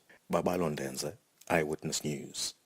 Let's stay with money-related matters. The Gauteng Education Department has allocated 2.8 billion rand to deal with challenges in school infrastructure. It says the funds will address the wide-scale issue of overcrowding. Classrooms across the province continue to exceed their capacity despite promises of new schools and increased funding. The department says half of the allocated 2 billion rand will be directed to the construction of new and replacement schools. Thanduluhle Ngcobo reports. The department says its approach to overcrowding combines various infrastructure strategies, including the construction of new schools on available sites, as well as brick and mortar self-built classroom projects within existing schools. It says it will focus on the provision of mobile classrooms where immediate relief is required. Spokesperson Steve Mabona. This approach will be assisting us to make sure that the overcrowding is attended to. Mabona has confirmed that mobile classrooms will be procured directly and not through monthly lease agreements to ensure cost effectiveness. He says the department is also exploring a public-private partnership model to accelerate school infrastructure delivery in high-pressure areas. Thanduluhle Ngcobo, Eyewitness News. In Cape Town, Taxi Association Kodeta is visiting the family of murdered 7-year-old Lolita Kowa in Khayelitsha today. The girl's body was discovered near her home in Guyasa last week, just hours after she was last seen by her mother. The mother of the friend she was visiting and that woman's boyfriend were then arrested and charged with the girl's rape and murder. Lauren Isaacs has more. Nokutula Macheseni and Udwa Jack, a taxi driver, are due back in the dock tomorrow. At their first court appearance on Friday, they faced angry Khayelitsha residents and activists. The court heard Jack was linked to Lolita Kowa's rape and murder after bloodstains were found inside the taxi he operates. Macheseni, his girlfriend, was linked to the case after blood was found on a mop and the floor of her home. Meanwhile, Taxi Association Kodeta is today visiting relatives of the deceased and handing over a contribution towards funeral arrangements. Lauren Isaacs, Eyewitness News.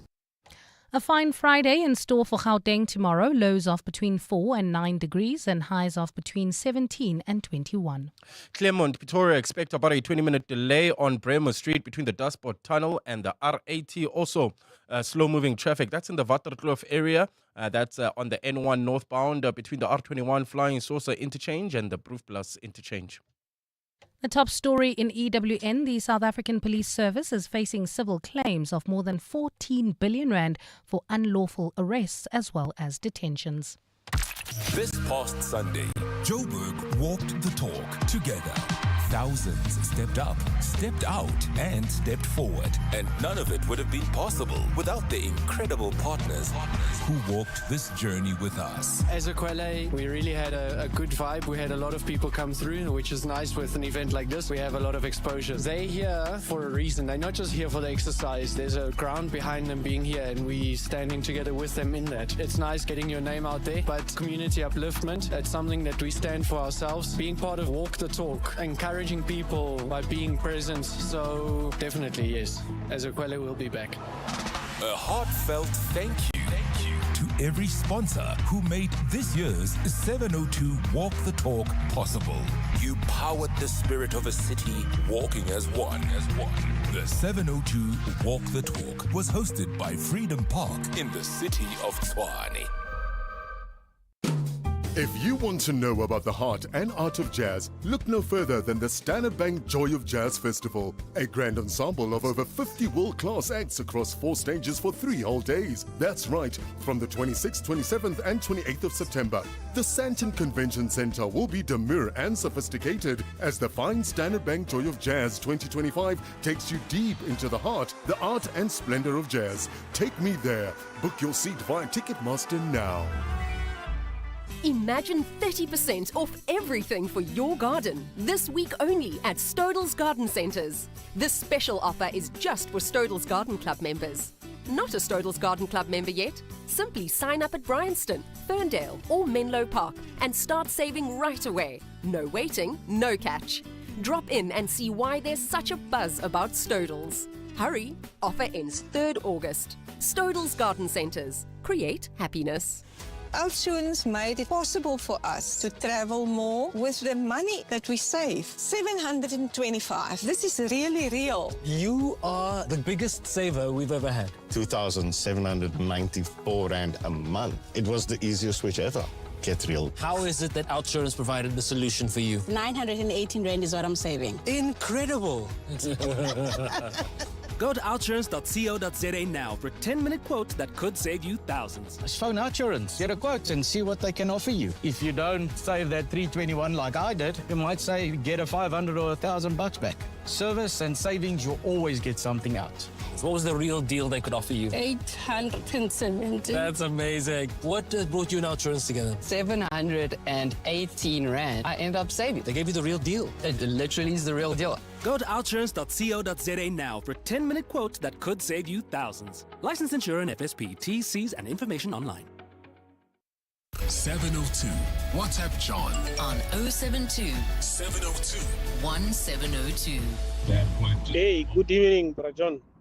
Hey, you know, when I'm listening to all this with the narrative about South Africa, the Americans, and the tariff that might be 30%, and with what? Now it comes out that if somebody is doing a trade with Russia, the tariff might be otherwise.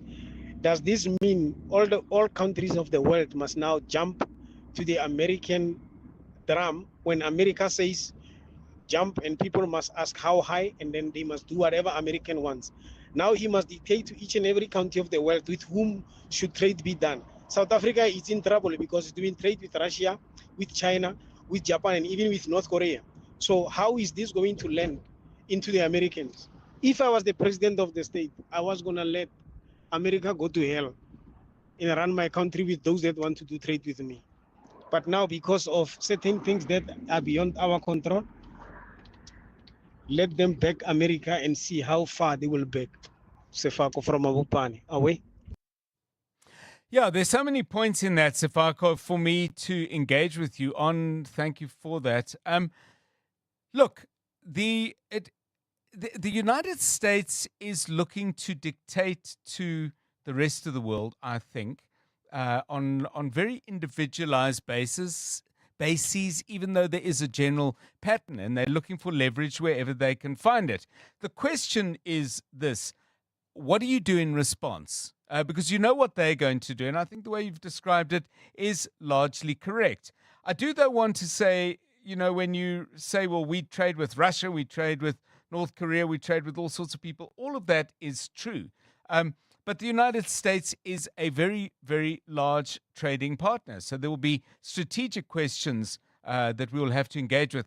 By contrast, by the way, our trade with Russia is in relative terms negligible. I mean, it's very, very interesting that we talk a great deal about our relationships with Russia, that Russia this and Russia that. We do very, very little trade with Russia. And that's something, if indeed we are to say, well, we're going to trade with Russia no matter what, it would be perhaps a good thing if we rather bought and sold more things between the two countries than we actually do at the moment. Our 5 top trading partners, by the way, I'll just give you those numbers if you are interested in them.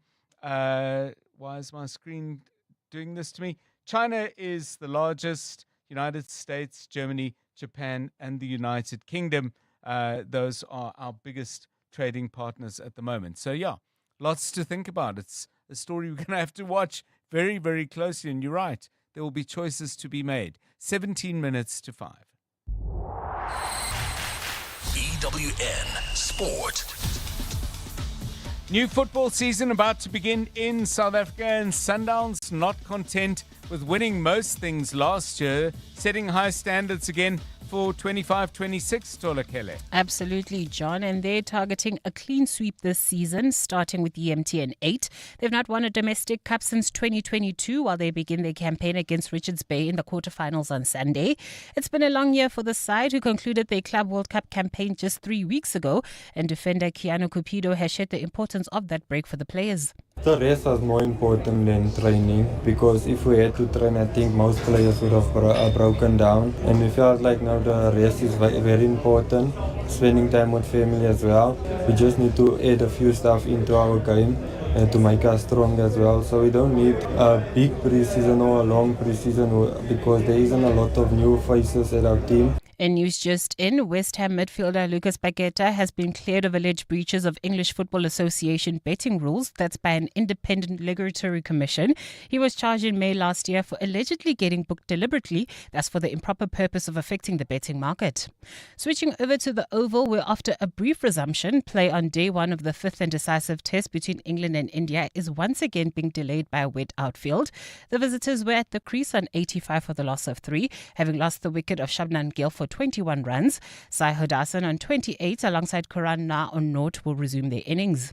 Over to tennis, where Stefanos Tsitsipas has reappointed his father Apostolos as his coach following a split with former Wimbledon champion Goran Ivanovic.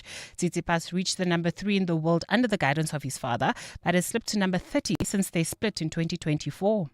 And in Formula One, Frederic Vasseur has signed a new contract to continue as Ferrari team principal beyond the end of this year.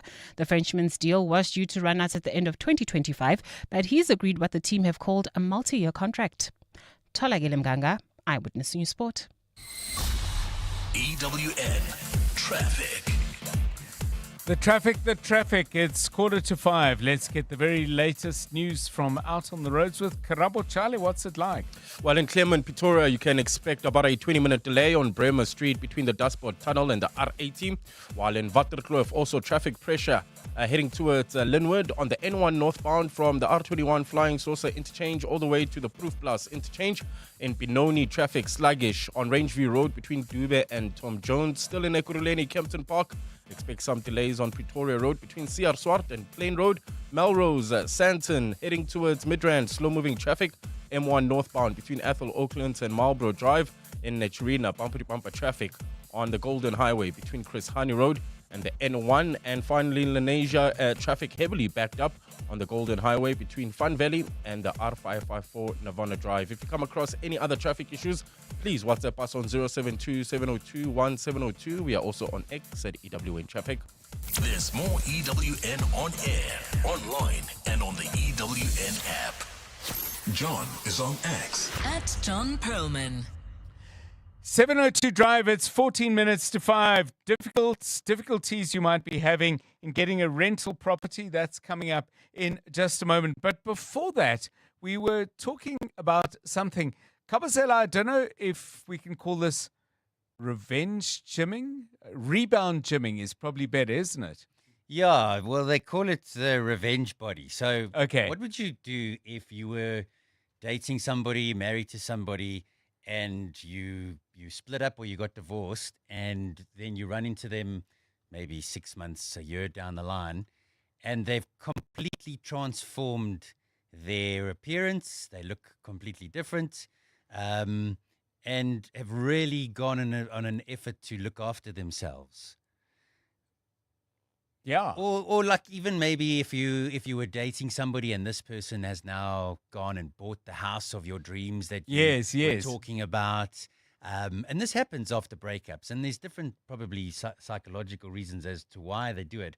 But my question has always been, why didn't you do this stuff when you were together, especially a revenge body? Because that's like one of the most common things that happen. Right. You go to gym, you get new clothes, you smarten up in all sorts of different ways. Why didn't you do it when you were with that particular person? Because I thought that they loved me for who I was.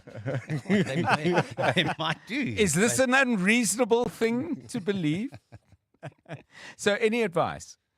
Well, I suppose you've just given it and said just keep it sharp, keep it crisp, and look good, work at it. And if you have been in that situation and maybe you have gone in a revenge body exploration and you've done it, why didn't you do it when you were with that particular person? Maybe it was the dynamics in that relationship. I don't know. Yes. And how did it work out? Karabo, you itching to talk? Well, I don't know. I guess when I'm in a relationship, I'm just too comfortable and I don't see the need to actually work on my body. I'm not in the market, so... Well, yeah, that's it.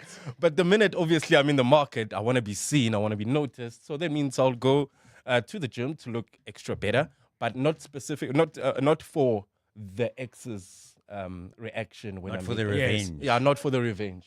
what happens if you meet the person and they know you as like a gym freak and then you guys start dating? You're just going to stop going to the gym? I've done that. I've done that so many times. Yeah. Yeah, I mean, I'd love to hear people's stories because I'm keen to know, did it work? And if you were to say, yeah, it did work, well, I mean, what does work mean? Is it that you made the other person think who's left you and said, take your spotty face somewhere else? Or perhaps they put it differently, I guess. That's more from teen years. Do they look and think, possibly I made a mistake, looking quite good there? Or did it work because you actually, having been made to feel lousy about yourself, you actually are feeling better about yourself? And when you go out into the world where you are actually willing to consider dating or engaging with the possibility of a new relationship, you're doing it on the basis of confidence. But it's a very, very interesting thing to talk about. And I'd love to get your thoughts on 072 702 1702. It's 10 to 5.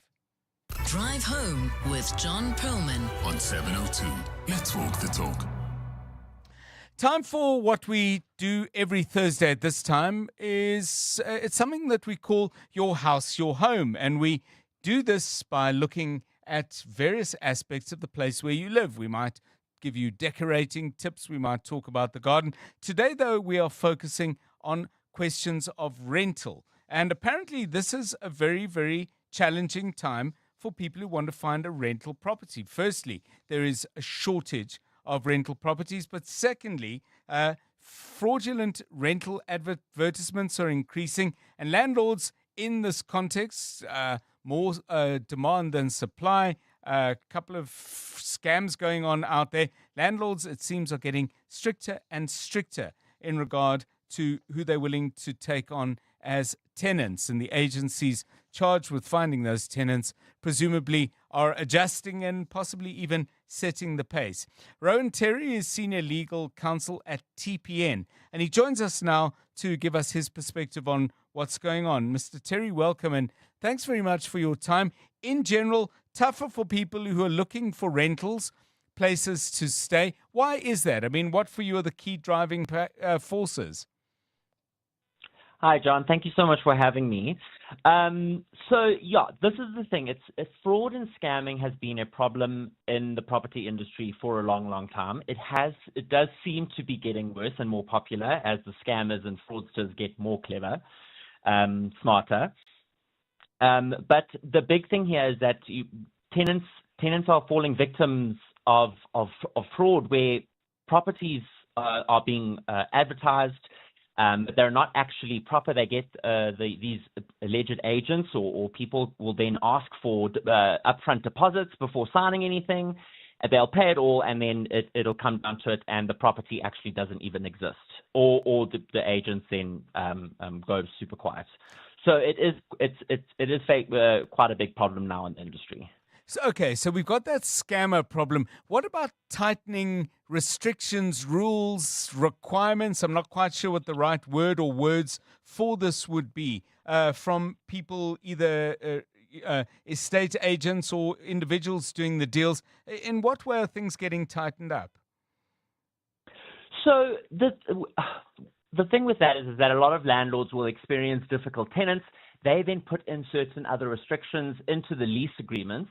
So one of my biggest advices is, first off, when you are dealing with a rental property, never pay anything until you have a formal agreement in place. Right. And before you have that agreement in place, make sure all the clauses in there are legally compliant and actually possible in terms of South African law. So sometimes landlords will come and put into the lease agreement that if a tenant fails to pay rental, they can go and lock the property, which is obviously not lawful. But it would be a big legal fight for the tenants to have to go to court in order to protect themselves that way. And instead of just being able to say up front, no, we're not going to accept this kind of clause into our lease agreement. So what would be a good way? I mean, is there a checklist you would recommend? You know, often these rental agreements are quite detailed. Can you suggest, even if it's the 10 main things you should look out for, but over to you, Idiot's Guide to making sure you don't get into trouble. Yes. So first off, before we even get into what you should look for in the agreement, big thing for tenants is to, obviously, if they are finding these properties on advertisements, they just need to verify those advertisements as well. So on Property 24, you'll be able to follow the link through to the actual agency, get their details, go onto their website, see if everything's up to scratch. Then also, you can request the agency's Fidelity Fund certificates. All property practitioners in South Africa must have a valid FFC in place. Applicants can actually say, hi, I want to rent this property, but please can you first off just provide me with a bit more information? Can you give me your FFC number? What that you can then do is even go further to go to the property practitioner's regulatory authority and verify that FFC number to verify that they are a valid agency in South Africa. Then you get to your lease agreement. Make sure everything in there with regards to how your rental is paid is very clear. It's set out nicely. The other one is maintenance. Big thing here is that in South African law, tenants will not be liable for any maintenance due to fair wear and tear. However, landlords might put into the agreement there that no, all maintenance, regardless of fair wear and tear, would be for the tenant. So there again is something that's tenants must also understand is the Rental Housing Act. See how your deposits are paid. What time periods will your deposit be repaid back to you at the end of your lease agreement? What are the renewal terms? What's your rental escalation? I think a lot of tenants also forget that there might be an exorbitant amount of escalation charged if they decide to renew the agreement. Normally, industry standard right now would be about 10%. So anything over and above that would be quite high. So again, tenants can then negotiate on that and make sure that they're not then affording the property for the first year, but then in the following year, they're going to really struggle because the rental's been increased exorbitantly. And just finally, Mr. Terry, given that, you are senior legal counsel at a credit bureau, TPN, one of the advice given is that, make sure you keep your credit record as pristine as you possibly can. Is that becoming an increasing problem in these tough economic times, and might that be having a corollary impact on the rental business and people's access to a home? Absolutely. So that's my number one thing is when people come and say, how do I keep a good credit record? And the answer is quite simple. Make sure you're paying your bills on time. If there is a scenario that you can't do that, go to your credit provider and get into a payment plan so that they're not going to be adversely affecting your credit record with an adverse listing. That then pops up when landlords and agents do their own vetting for tenants. They'll do a credit check. It'll pull through, and that information does have a very detrimental effect on someone's credit record. So very important, and also to understand if there is something on their credit record that's not true, that's not correct, they can come directly to TPN and they can dispute it with us, and we'll follow the dispute process that has been regulated by the National Credit Act. Thanks so much, Rowan Terry, Senior Legal Counsel at TPN Credit Bureau. A good overview story on this, by the way. Go to the Daily Investor. Kirsten Minnar has written a piece there that came out yesterday, and it sets out the issues nice and clearly. Check that out. It's 3 minutes to 5. 702 Afternoons with Relebogile Mabota, 1 to 3 p.m. If there are parts of you that are not so savory, but you want to break out of it, you no longer want to be, well, I'm a Virgo, what would you advise that person do? Obviously, always depends on the amount of money you have to spend, Of course. So, astrology, if you go to somebody like myself that has researched this for longer than what I've studied psychology or schooling of any kind, then this person can help you. But it's such a vast field, astrology, that somebody really has to look at your chart, because actually all the star signs play a role in your personality. It depends on which house it's in. And Creel. 702 Afternoons with Relebogile Mabota. Let's walk the talk. To every 702 lander who laced up, showed up, and walked the talk with us this past Sunday, thank you. The 702 family loved every moment walking, talking, and connecting with you on the route. You made 2025 702 Walk the Talk one for the memory books, and we can't wait to do it all again with you next year. Here's to you, 702 Landers, and here's to the 2025 702 Walk the Talk, hosted by Freedom Park in the city of Tshwane.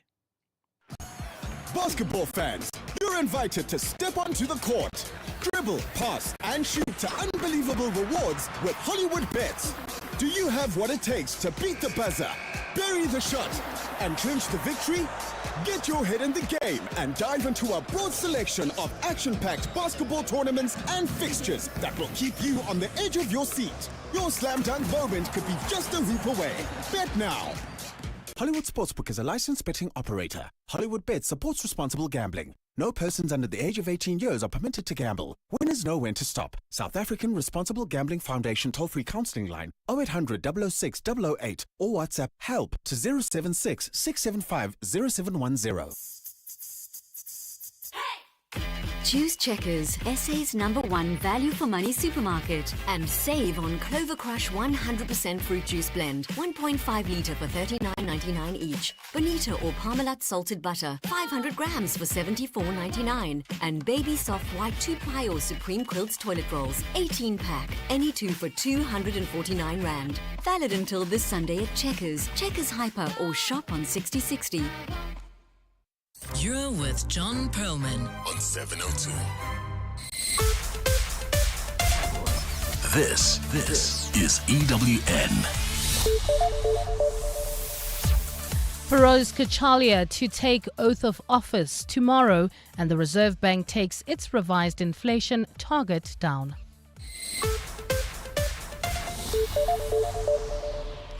Good afternoon, I'm Bali Dlamini. Acting Police Minister Feroz Kachalia is expected to take his oath of office at the Union Buildings tomorrow. The presidency confirmed the swearing-in ceremony shortly after the Constitutional Court dismissed an application from the MK party to challenge his appointment. Kachalia will be the first minister in this administration to be chosen from outside of Parliament.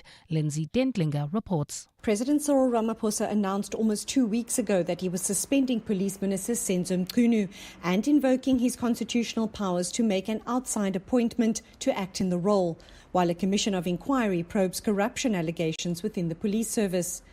While the MK party argued before the Constitutional Court yesterday that making another ministerial appointment was irregular and a waste of taxpayers' money, the court today ruled that it will have to restart the legal process in the High Court.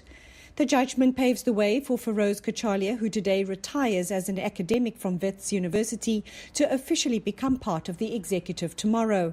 Meanwhile, today's retirement of Acting Deputy Chief Justice Mbuyiseli Madlanga frees him up to probe the corruption and collusion allegations hanging over Mchunu while he's on special leave, another decision the MK party sought to challenge. While Kachalia will sit in Ramaphosa's cabinet, he won't be a member of Parliament. Lindsay Dentlinger, Eyewitness News. At the same time, the MK party says the Constitutional Court's decision to dismiss its urgent application against President Cyril Ramaphosa shows that the apex court is not for the people. The court has denied direct access to the party and its leader, former President Jacob Zuma. The MK party had approached the court to set aside the president's decision to suspend Police Minister Senzo Mchunu and appoint Professor Feroz Kachalia as an acting minister. Khomotso Modise has more. So the application of the law in this country, it's clear that Lady Justice has got eyes, and unfortunately this is something that now the South Africans themselves and people on the ground must take into their own hands. The MK party says the ruling by the Constitutional Court to deny it direct access, thus dismissing its case, proves KZN Police Commissioner Nhlanhla Mkhwanazi's point that the judiciary is implicated in wrongdoing. Spokesperson Ndlamulo Ndlela. We picked up yesterday already that there was a sense to convolute the hearing itself and the submissions that were made by Counsel Mpofu, and we could already see that the technicality that they were going to use was the issue of direct access. Ndlela has argued that the Court cannot use direct access as a reason not to hear its matter after it sentenced President Jacob Zuma to imprisonment without a trial in a lower court. While the MK party can still approach the High Court on an urgent basis, Ndlela says they'll have to consult with their lawyers first. Khomotso Modise, Eyewitness News at the Constitutional Court. We shift our focus to this now. The Reserve Bank revised its inflation target down to 3% on the lower end of its inflation target band of 3 and 6%. The unexpected decision was taken during the MPC's fourth meeting this week to deliberate on the policy rates. After dropping the repo rate by 25 basis points to 7%, the MPC has now also adopted a new target. Nugukanya Mdambo has the details. While a case for a lower inflation target has been made for a few years now, calls for a revision recently picked up momentum. Having adopted its 3 to 6% target range in 2000, the central bank has since 2017 preferred to target inflation at the midpoint of 4.5% of that range. The Reserve Bank has repeatedly admitted that the existing 3 to 6% target is too high and too wide, with the MPC again considering a scenario with an inflation objective on the lower end and not the midpoint during its previous meeting. Reserve Bank Governor Lesetja Kganyago. The target range remains 3 to 6. All that we are doing today is to do exactly what we did in 2017. Given where the inflation rate is, that we prefer that we lock the gains there, and within this inflation target range of 3 to 6, we shall aim for the bottom of the range, which happens to be 3%. He says the Reserve Bank is still in talks with Treasury to complete the target reforms and achieve permanently low inflation. Nogukanya Mdambo, Eyewitness News. Let's shift to the Eastern Cape now, where the Lusikisiki mass murder trial, where 18 people were shot and killed in Ngobozana village last year, has been delayed once again, this time around over outstanding witness statements in the matter. Today, the state in the case led evidence from its first witness in the Mthatha High Court, which is sitting in Lusikisiki for the trial. But defense lawyers say they cannot cross-examine the witness because most of what he said is not contained in the statements furnished to them. Speaking on behalf of the families of the victims, David King raised concerns about the number of postponements in this case. Seemingly, the postponement of this case on a daily basis is what we're going to experience, and it's actually going to drag longer than we anticipated. The matter will be returning to court tomorrow morning. And the United States says it will deny visas to Palestinian Authority officials accusing the body, which governs parts of the Israeli-occupied West Bank, of seeking to internationalize the situation. The statement does not specify who is being targeted, only saying it would deny visas to members of the Palestinian Liberation Organization and officials from the Palestinian Authority. The measures against the PA come as growing numbers of countries consider recognizing a Palestinian state. Canada and France are amongst the latest nations to announce they will be granting recognition during the UN General Assembly meeting, which take place in September in New York. Gold is trading at $3,309.62 an ounce. The rand is at 18.11 to the dollar, 23.94 to the pound, 20.72 to the euro, and Brent crude oil is at $73.24 a barrel. Lenasia traffic heavily backed up on the Golden Highway between Fun Valley and the R554 and Navona Drive in Claremont, Pretoria. You can still expect about a 20-minute delay on Bremer Street between the Dustport Tunnel and the R80, and in Waterkloof traffic pressure in one northbound between the R21 Flying Saucer interchange and the Proof Plus interchange. In your sport, Mamelodi Sundowns eye a clean sweep as the MTN 8 gets underway. Stefanos Tsitsipas reappoints his father after Goran Ivanisevic split, and Ferrari team principal signs a new deal. A fine day in store for Gauteng tomorrow. Johannesburg dropping to overnight lows of 7 degrees, peaking at 19. Pretoria 9 and 21, and Vereniging 4 and 17 degrees. The top story in EWN this hour. Acting Police Minister Feroz Kachalia is expected to take his oath of office at the Union Buildings tomorrow. EWN, in touch, in tune, and independent. For the latest, visit ewn.co.za or download the EWN app. 7:02. Drive home with John Perlman. John Perlman, 3 to 6 p.m. on 92.7 and 106 FM. Let's walk the talk. 7:02 Drive, it's 8 minutes past 5. A really, really busy news day today. Leading off the news quite a bit and certainly high up on the agenda today is the decision of the Reserve Bank to reduce the interest rate by 25 basis points. I'm really keen to know, if you run a small business of some kind, does this make a difference? We don't have to just look at today's interest rate drop, the reduction that was announced today by Reserve Bank Governor Lisicha Kganyago, but it's one now in a series. So there's been a steady reducing of interest rates in South Africa. Has that allowed you to do anything different? Maybe buy some equipment, add a vehicle to your fleet, pay off a vehicle and buy some other equipment? I'm really interested to know whether this actually feeds in some way into our economy in general, but into the small business component of our economy in particular. So please do give me a call, particularly if this has cut you some slack and that you've been able to use that slack for some purpose. I'd love to hear from you on that on 011 883 0702 and 072 702 1702. It's 9 minutes past 5. Coming up, one of the other big stories of the day, the Constitutional Court ruling on the matter between Nkosana Makate and Vodacom, has been running for almost 20 years, popularly known as the Please Call Me matter. What exactly are the implications of the way that the court ruled? Because clearly there's a practical implication. It all goes back to the Supreme Court of Appeal. But on the other hand, it has perhaps implications for the way similar matters might unfold in the future.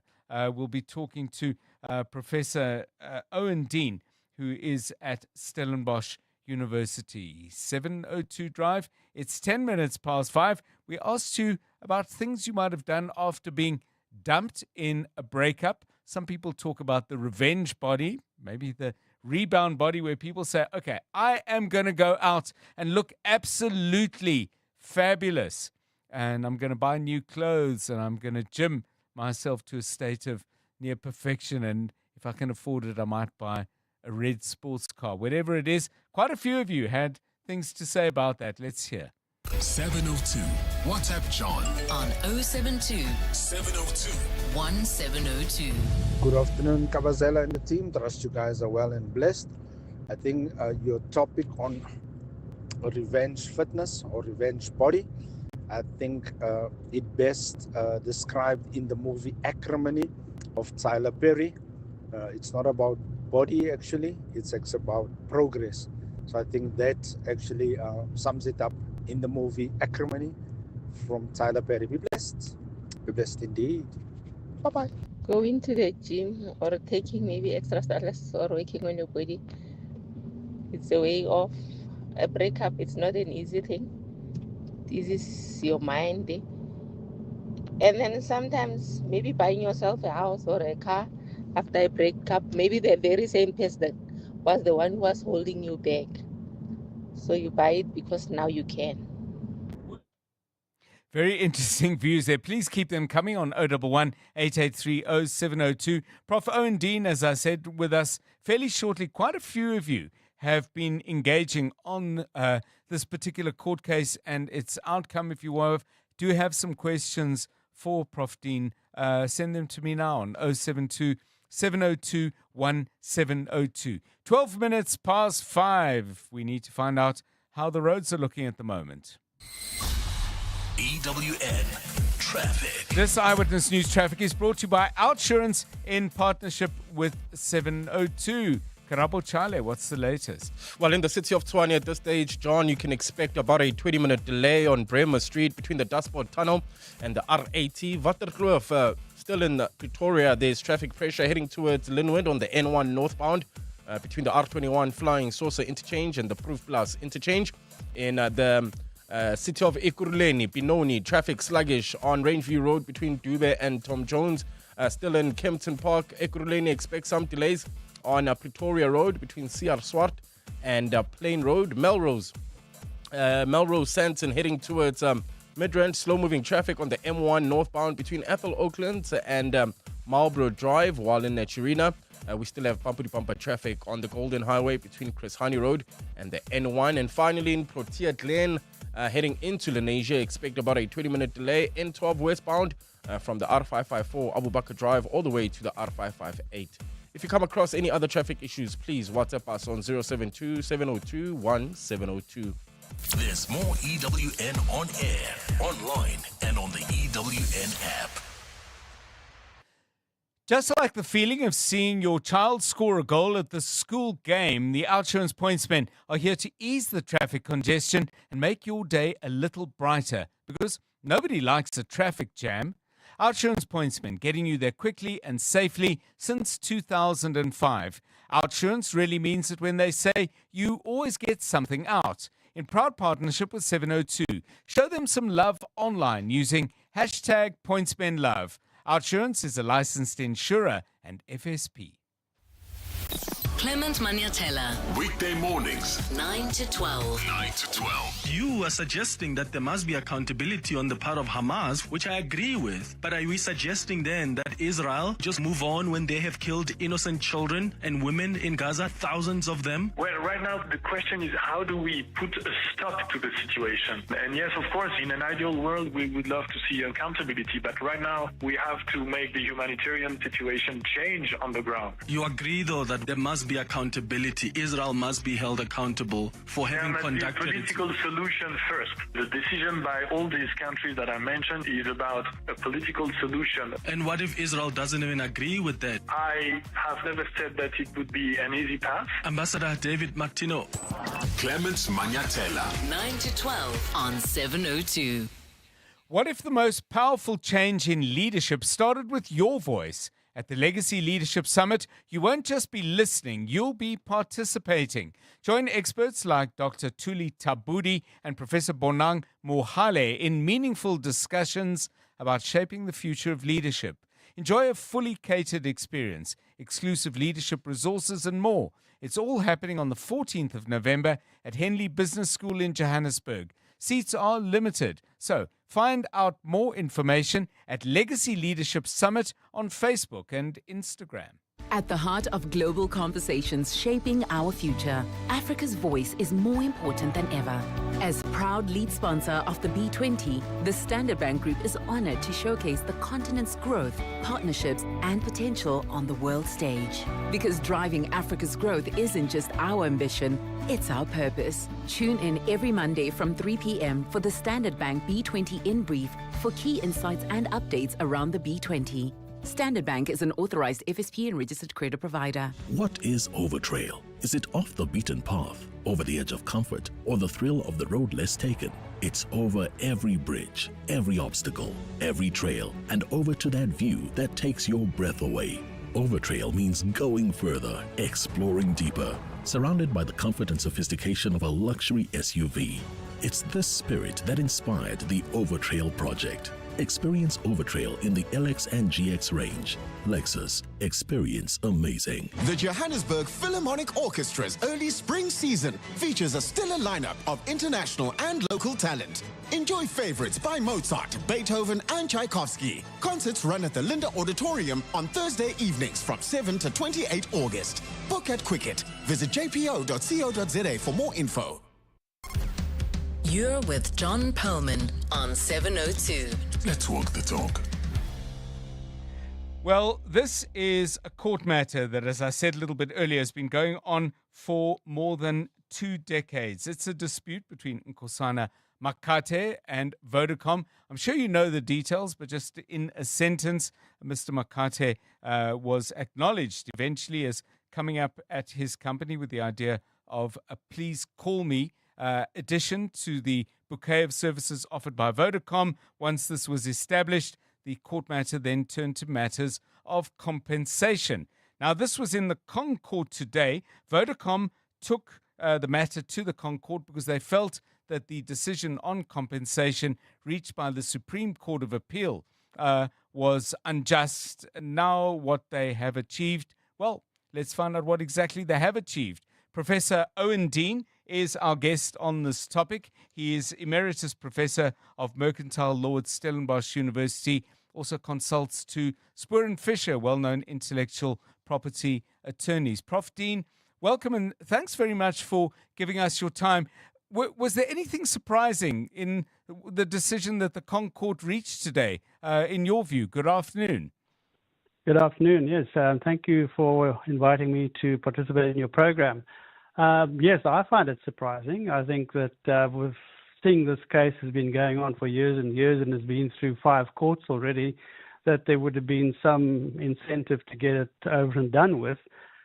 And frankly, I agree with the Supreme Court of Appeal decision. So I'm really quite surprised that the court, this court, has sent the matter back to the Supreme Court of Appeal, and basically, to some extent, going back to square one, because it has to be argued afresh in the Supreme Court of Appeal, which is going to take time and cost more money. So to me, perhaps what may well flow from this decision is the parties might get together and say, listen, we've spent enough on legal fees. Yes. Let's sit down seriously and talk about coming to some realistic settlement of the matter. So one of the things that the court could have done differently then is not to come up with another figure in terms of compensation, but to say Vodacom's plea that what the Supreme Court of Appeal had arrived at was not something they were prepared to overturn. I mean, they wouldn't have had to get involved, just to be clear on this, in coming up with another figure. They could have just said, SCA has done their work, we're not getting involved, move on. Yeah, they could well have said that, and in my view, they should have said that, because what the SCA decided, basically a royalty of between 5 and 7.5%, is kind of the standard approach which is adopted towards this type of thing in intellectual property matters. Now, granted, this was not a pure intellectual property matter; it was a contractual issue, but it was very much in the nature of an intellectual property situation. And the commonplace solution to this sort of problem in intellectual property law is that you arrive at a reasonable royalty. And the court should then decide for itself what is a reasonable royalty, which it seems to me is exactly what the SCA did. They said a reasonable royalty is somewhere between 5 and 7.5%. And once you settle on that sort of objective standard, then it's an arithmetical calculation, and there's not too much room for further dispute.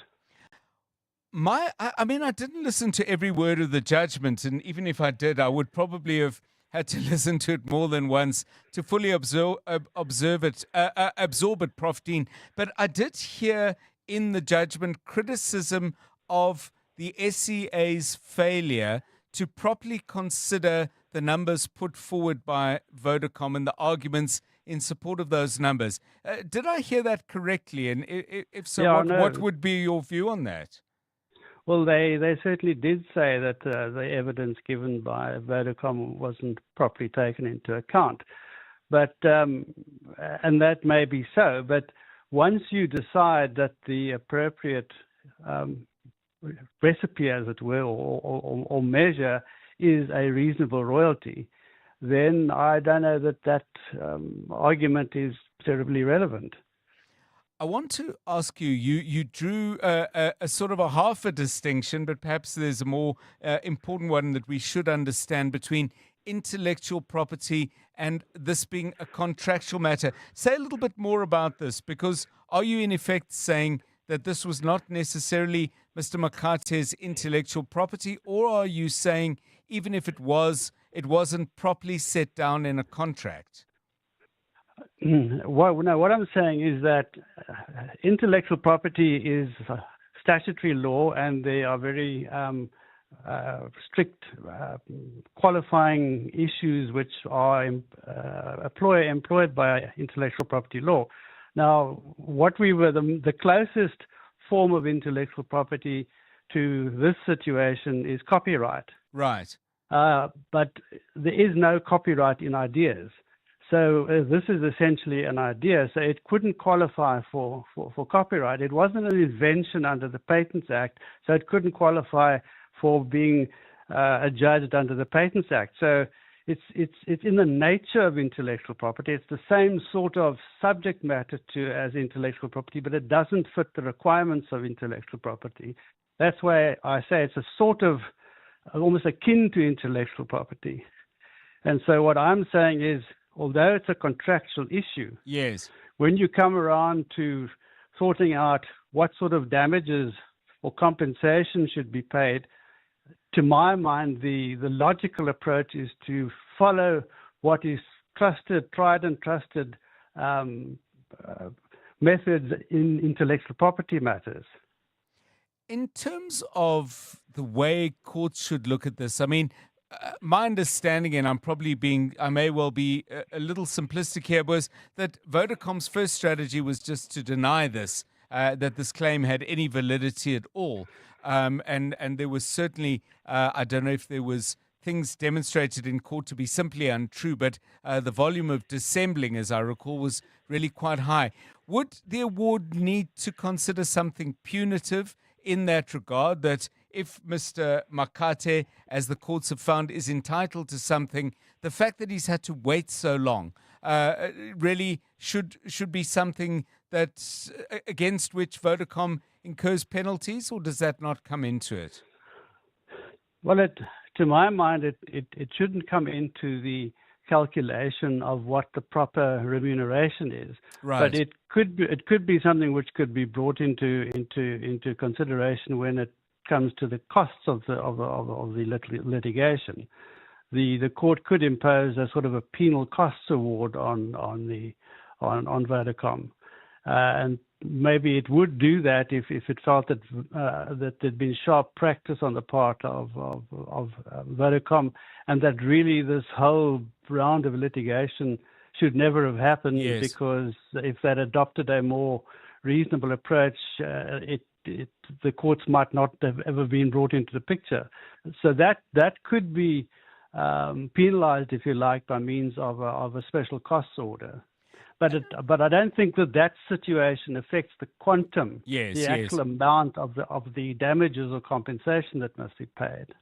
And just finally, Prof, I mean, one of my colleagues was saying to me, and I thought it was a pretty fair question, because I must admit, it is to some degree the way I've understood things, that, you know, the Constitutional Court is the final stop on the track, and that for the train to then be put into reverse and go back to another court is, presumably that's not unprecedented, but is it unusual? And just a rider to that, is that the Constitutional Court saying, well, commercial matters are not something we generally deal with? I mean, what was going on there? Well, that's an interesting point that you raise, because it's always been a matter of some contention amongst lawyers as to what the strict borderline is between the SCA and the Constitutional Court. The SCA is a commercial court. I mean, matters of a commercial nature have always been resolved in the SCA. That's the court of final instance. The Constitutional Court is really concerned with constitutional issues, and where that borderline falls is actually quite difficult to determine.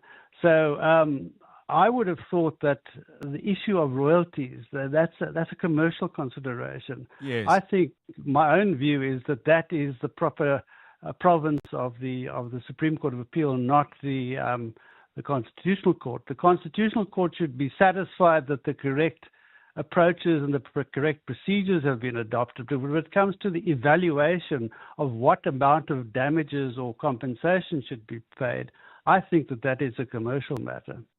Thanks so much. So much to think about and try and better understand. But I thought we made a lot of really excellent ground. And for that, we thank Professor Owen Dean, Emeritus Professor of Mercantile Law at Stellenbosch University, and also a consultant to Spoor & Fisher, the intellectual property firm.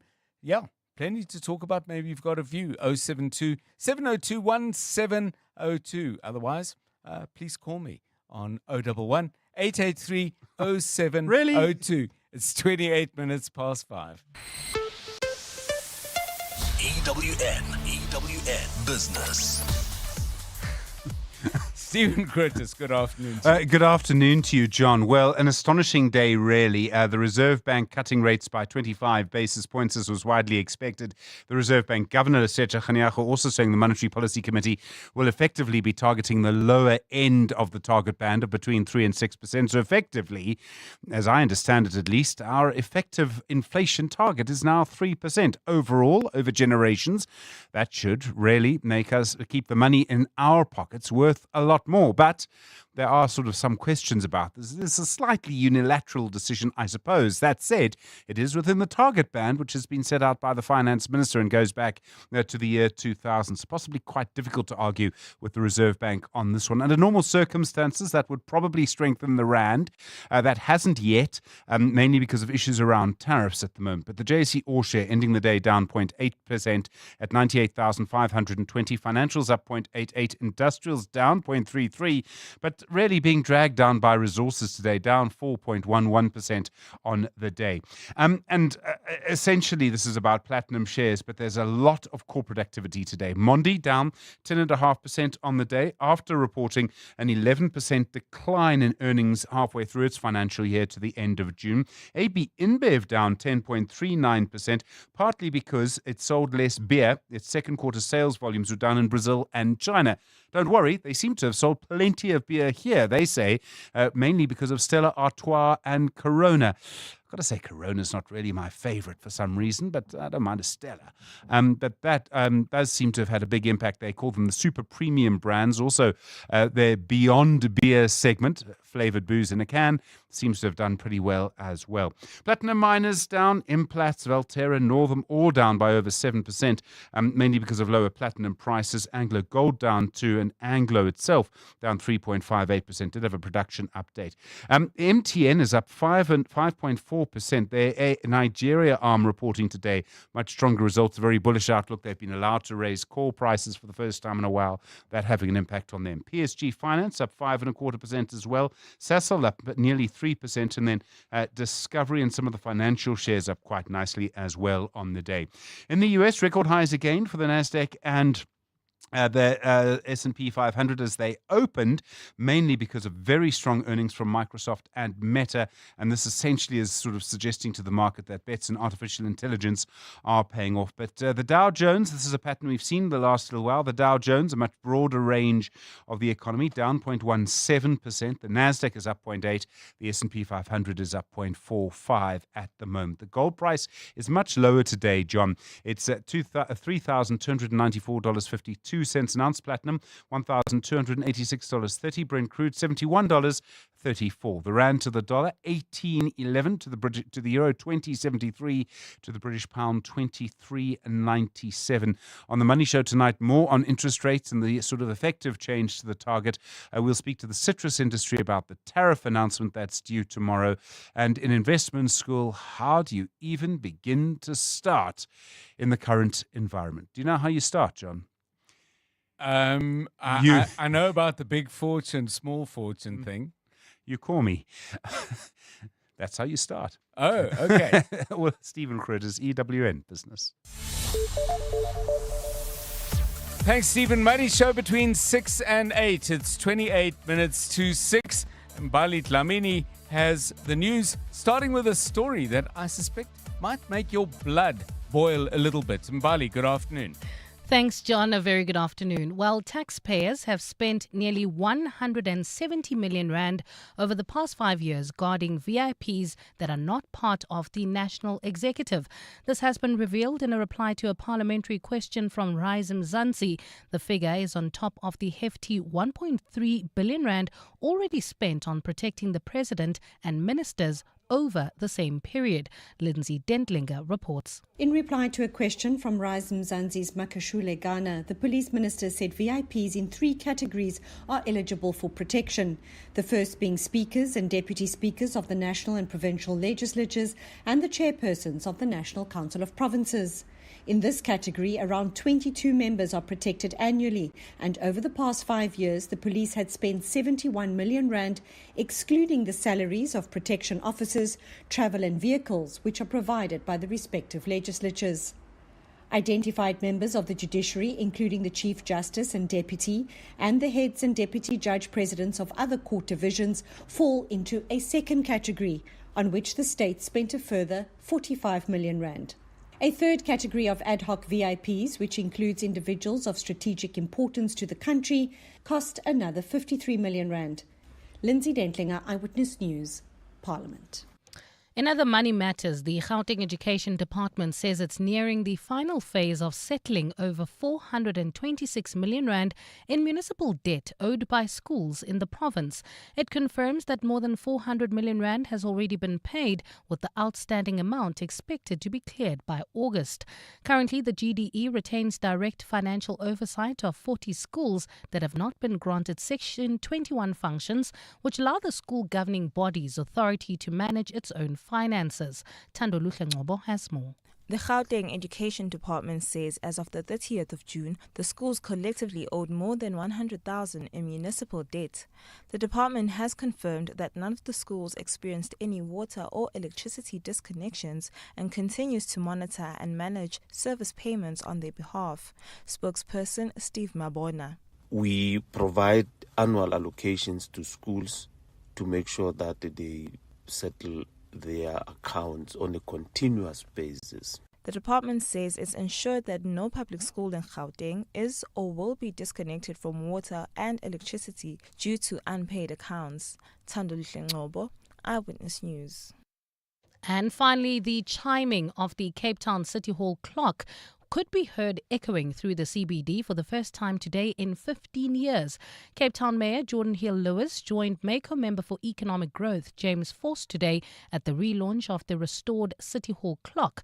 Carlo Peterson reports. After about 6 months of delicate work to restore the bell strike and chime functions, the clock was heard chiming again today after being out of commission for 15 years. The clock was first installed in 1905 and its familiar chiming had been a known feature in the CBD until wear and tear caused the clock to cease. Recent expert work has preserved what the mayor deemed architectural heritage, saying it's vital the timekeeping device remains functional for future generations. Speaking to the mayor just after the clock struck 12 o'clock, he described the event as an emotional occasion. I'm standing here with goosebumps still, just hearing that 12 o'clock chime for the first time in many, many years. And it's not just about fixing a clock and fixing these beautiful chimes. It's about what it represents for Cape Town, that we take pride in what we have and we take pride in our city. The mayor said it's important to ensure the clock will still be available for future generations. Carlo Peterson, Eyewitness News at City Hall in Cape Town. A fine Friday in store for Gauteng tomorrow. Lows of between 4 and 9 degrees and highs of between 17 and 21.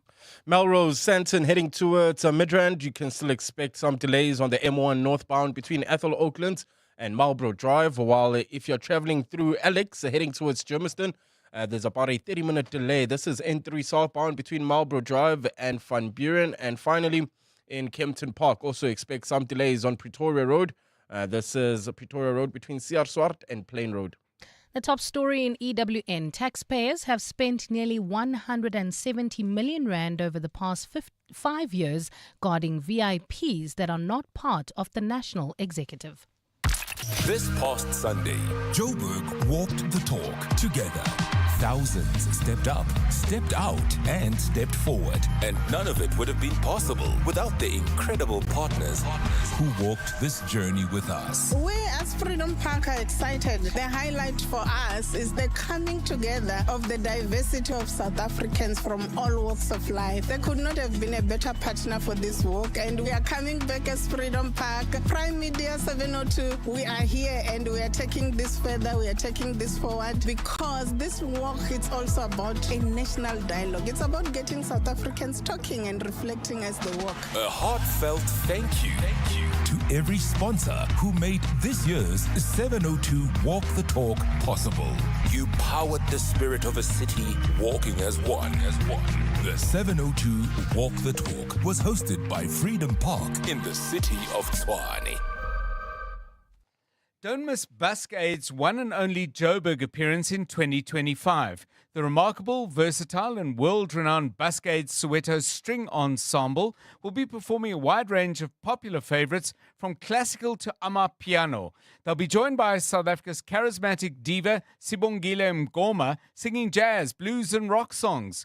The concert takes place at the Linda Auditorium on Sunday the 3rd of August at 3 p.m. Book now at Quicket. When you're uploading massive files, does it really matter what your internet's download speed is? With business class internet, you get a connection that's as fast going up as it is down. Your company deserves business class internet because just reboot the router isn't a business strategy. Find reliability at vodacombusiness.co.za. Together, let's build the extraordinary. Further together, Vodacom Business. So, how did it go? Oh, just perfect. The drive, so comfortable. The panoramic sunroof, my highlight. But what about the date? He was nice, but the Jolian Pro, next level. Sometimes the drive is the best part. The Haval Jolian Pro from 4,299 per month. Visit gwm.coza for T's and C's and book a test drive. Go with more. Go with GWM. It's the final days of the Dial-A-Bed annual super sale with up to 33% off. Don't miss out on SA's best bed deals. The Sealy Celebration Queen Set is now only $8,999 and the 40 Winks Active Zone Queen Set is reduced to $11,999. Plus, get next day delivery on our best sellers. Dial-A-Bed. Sleep for life. 702. WhatsApp John on 072 702 1702. Kavazel, on this one, revenge bodies. Only reason the body changed was because I had more time on my hands to go to gym. I didn't have to worry about somebody asking me, why are you not spending time with me? Why this? Why that? Yeah, just had more time on my hands, so I did what I had to do. So that's all there was to it. Nothing to do with revenge bodies. Just had more time to look healthy. So I got dumped by someone that I still loved so much, and I was so upset. And I thought there was something wrong about me. I'm not, I'm worthless and all that. And I went and bought my first Mercedes-Benz C200 compressor. And then I bought the second one. And he came back. We are together again. See? Okay. You say you bought two Mercedes. Did you give him one? I hope you let him use it, but give him one Mercedes. Maybe that. Anyway, good news, I guess. And a very interesting explanation, by the way, on doing more gymming. Just had a whole lot more time on my hands. 19 minutes to 6 on 702 Drive. Sport in just a moment. But just want to tell you what we're going to be doing in one of our favorite parts of the 702 Afternoon Drive week. We do it on a Friday. It's what we call a song, a book, and a dish. We take a person who's in the news, maybe a familiar voice, a familiar face, somebody whose work you admire, and we get to know them better by asking them to pick a song that is special for them. Tell us a little bit about food, and particularly the sharing of food with people they're close to, and they always come up with a book that has meant a great deal. Now, this person is someone whose rugby commentary I have been really, really enjoying over the last many months. Take a listen. It's again. There it is again. Swat ball. Oh, baby! It's an absolute classic.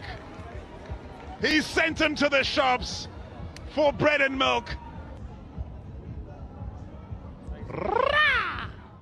Swat boy. He sent him to the shops for bread and milk. We're going to have to ask him where he came up with that. Paul Stubbs, Supersport rugby commentator. You will have heard his voice over, I think, all the Springbok games, actually, in the opening period of the rugby season, the international rugby season. He's my guest tomorrow on a song, a book, and a dish. Friday at 20 to 6. Make sure you're with us for that. EWN Sport. Tolakele Mganga with the very, very latest. The MTN 8 is coming up. Teams are getting prepared. What are they saying? Good afternoon. Afternoon, John. Well, it's the quarterfinals of that competition that take place this weekend, and the pick of the clashes will see Orlando Pirates up against Polokwane City. The encounter will be the first as club captain for Nkosinathi CBC, while the Buccaneers are looking to win this trophy for a fourth year in a row. Yeah, it's been a good 24 hours for me from my side. It's very, very nice to receive such an award. But for me, I don't pride myself in such. I'd rather win the league than get defender of the season, because that's a collective. And I think defending doesn't only start with me, it starts up front. This award is not really for me. It's just for everyone involved. And Mamelodi Sundowns take on Richards Bay on Sunday, and Keanu Cupido has spoken about the Brazilians' desire to win this trophy, which would be their first domestic cup since the 2022 Nedbank Cup. So we spoke about it in the camp. We spoke about the first game. That's very important. It sets the tone for the whole season going forward. And for us, we feel like if we can get this trophy over and done with, it also lifts up the players, the mood in camp, the confidence. So we feel like we want to win this trophy as well. Former Barcelona winger Carlos Perez has been sidelined after suffering a groin injury in a dog attack. The 27-year-old was reportedly walking his dog, who got into a fight with another one, resulting in his injuries. That incident left him with a deep wound that required treatment in hospital. Over to rugby, where Andy Farrell has made 2 changes to his British and Irish Lions team. That's for the third and final test against Australia on Saturday as they target a 3-0 series sweep. Blair Kinghorn replaces James Lowe on the left wing, while James Ryan comes in for Ali Chesem at lock. For Joe Schmidt, he admits it's been hard to lift his Wallabies for the encounter. Incredibly deflated group. Tuesday was tough, actually, to get them up off the canvas. And today there was a little bit of an upswing, and we've just got to keep that momentum. Hopefully they can be sharp at captain's run tomorrow and then springboard their way into the test match. It is a challenge because all that emotional energy, psychological energy that was expended, the way things finished, the sense of frustration, and it's almost like a grieving process by the time they've gone through those first few days. And Max Verstappen has confirmed for the first time that he will stay at Red Bull next season, while George Russell has confirmed that he's on the brink of a new Mercedes contract. Toto Wolff had admitted that he was in conversations over trying to sign the 4-time world champion, but maintained throughout that Verstappen was more likely to make a switch at some point after the 2026 season. Tolakele Mganga, Eyewitness News Sport. EWN Traffic. This Eyewitness News Traffic is brought to you by Outsurance in partnership with 702. Let's find out what's happening out on the roads. Karabo Charlie, what's up? Well, at the stage, John, Claremont, Pretoria, you can still expect about a 20-minute delay on Bremer Street between the Dustport Tunnel and the R80. This is unusual at this time of the day. So if you are on that route, let us know what's really causing that delay in the Claremont-Bremer area. You can WhatsApp us on 072 702 1702. We are also on X at EWN Traffic. Waterkloof, also traffic a bit sluggish. This is on the N1 northbound approaching Linwood. This is between the R21 Flying Saucer interchange and the Proof Pass interchange, while in Melrose, Sanson traveling towards Midrand, there's slow-moving traffic M1 north between Ethel Oaklands and Marlborough Drive. In the south, Naturina, there's bumper-to-bumper traffic on the Golden Highway between Chris Hani Road and the N1. Lenasia, traffic remains heavily backed up due to roadworks on the Golden Highway between Fun Valley and the R554 Nirvana Drive. And finally, Protea Glen, expect more than a 20-minute delay on the N12 westbound between the R554 Abu Bakr Drive and the R558. I'll have your next Eyewitness News traffic update just after 6. There's more EWN on air, online, and on the EWN app. The Outsurance pointsmen know that every car on the road carries a story. There's a car on the way to the hospital carrying an elderly couple, playfully bantering about who their first grandchild will look like. The Outsurance pointsmen know it's not just a car in traffic. It's bringing 2 generations together. Every story is different and every story matters. That's why the Outsurance pointsmen have been doing what they do since 2005 in proud partnership with 702. Outsurance is a licensed insurer and FSP. You're with John Perlman on 702. Let's walk the talk. 13 minutes to 6. Now, tell me, what kind of day have you had? But I don't want you to just tell me what kind of day you've had, although you're very welcome to send me a text message if you like. But Can you think of a song that really accurately reflects, maybe even describes what kind of day you've had today? Because I'd love to get that song from you. I've got a couple of colleagues who have been thinking about what kind of day they have had, and we're going to get their songs in a moment. But from you, what kind of day have you had? And by the way, you're under no pressure whatsoever to have had a good one. You can send us a song that reflects a day that's been frustrating, disappointing, maddening. I don't mind. It's your day. It's your song. Please send it to us on 072 702 1702 and 011 883 if you'd like to have a chat. By the way, don't just give us the song, just a brief description of what exactly the day has been like. And then the music, please. Refuwe Letsua, what kind of day have you had? John, so I've had a bit of an interesting day. Started out a little bit slow, and then it just picked up. So I just had to get into my, let's keep it moving, let's do it, let's get into this magic. So it's one of those days where it started off slow, and then I had to bring it up. And were you happy to be, have the, what would it be, like the fox terrier snapping at your heels, the wind at your back? What made you speed up? Life and the decisions I make. All right, okay. I really think I need to make good decisions. Well, let's see if you made a good decision on your song. What are you going to give us? It's called I Like to Move It, Move It. If you remember it, it's from the Madagascar 3 movie. Okay. And the artists. The artists are Chris Rock and Danny Jacobs. Here we go. Circus, Afro circus, Afro circus, Afro I like to move it, move it. I like to move it, move it. I like to move it, move it. You like to move it, move it, move it, move it.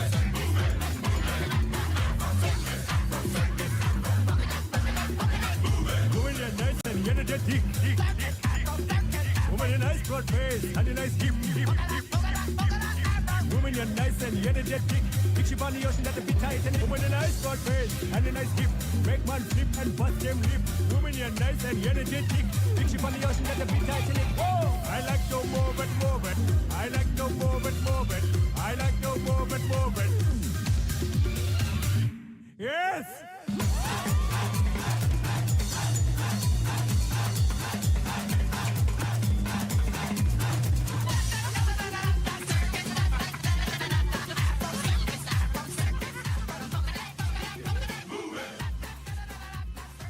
I can tell you, if that was a song reflecting my day, I'd be having a nap at this point. That sounds exhausting. I like to move it. That one from Madagascar 3, Chris Rock and Danny Jacobs. You probably know the original, which was by Reel to Reel, Eric Murillo, featuring some vocals by Trinidad and Tobago rapper, the Mad Stuntman. So, your story, please, your song, please. What kind of day have you had? Give us a song that sums it up, that reflects or expresses it. Send it to 072 702 1702. We'd like to hear from you. It's 9 minutes to 6.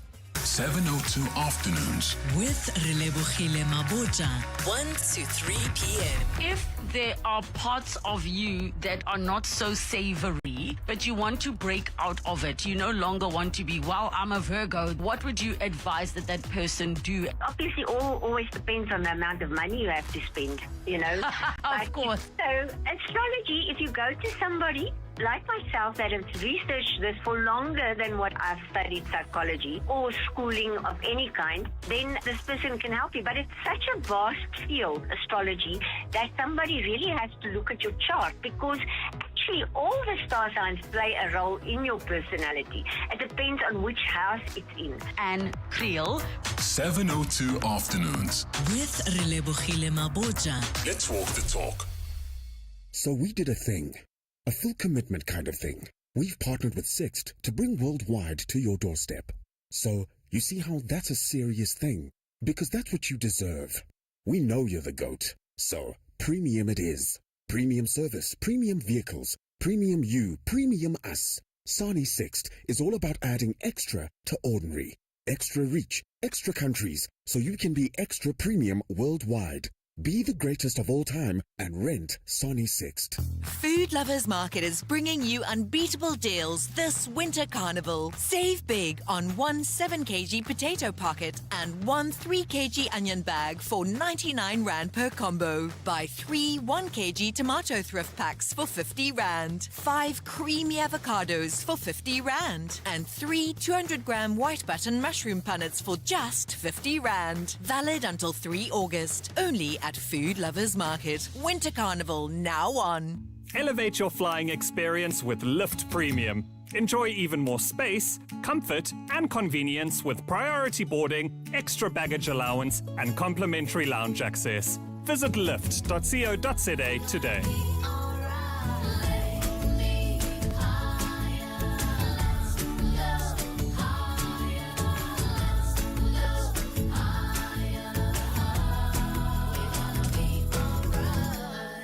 PG Glass Repair, PG Glass Replace. Hi, I'm Telane. Got a tip. Our advanced repair technology fixes it fast with the best results. No insurance, we offer affordable cash deals. For quality you can trust, visit pg.co.za today.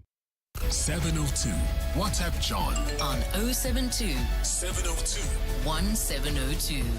Hi, John. Ashwin in Velterfjord Park. I think the song that most aptly describes my day is I Want to Break Free.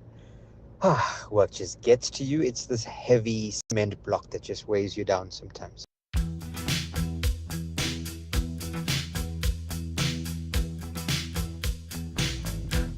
I want to break free.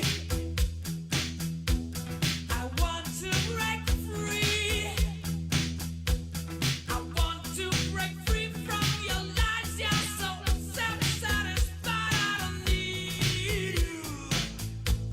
I've got to break free. God knows I want to break free. I've fallen in love. Thanks, Ash. What an image. That cement block of your life. I want to break free. Queen from 1984. Mark's on the line from Four Ways in response to the question, what song reflects and expresses the kind of day you've had? Hi, Mark. Hi, John. How are you doing? Well, and you? Exceptionally well, thank you. I had a phenomenal day, and the song Great. that I would like you to play is What a Wonderful World with the Louis Armstrong. It's been such an amazing day, and if I may just say this to you, I'm 68 years old. I've been in the business for 48 years in financial services. I'm learning about AI. I've got a new agent. It's the most Yes. amazing thing on Grok, and it's just exciting. We're learning new things. It's great, and I just think there's so much opportunity. There's new opportunities that are opening for us and all these different things. So I think Great. life is good. Mark, thank you. Who better to express how wonderful life can be than Satchmo Louis Armstrong?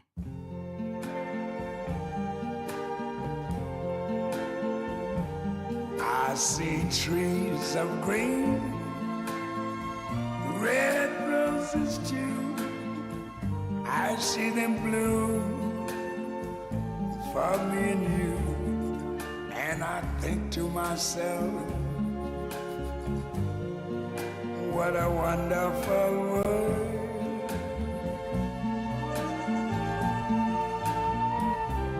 I see skies of blue and clouds of white, the bright blessed day, the dark sacred night, and I think to myself, Actually came out fairly, August 16th, 1967. Special song for me. First dance at my wedding, I have to say.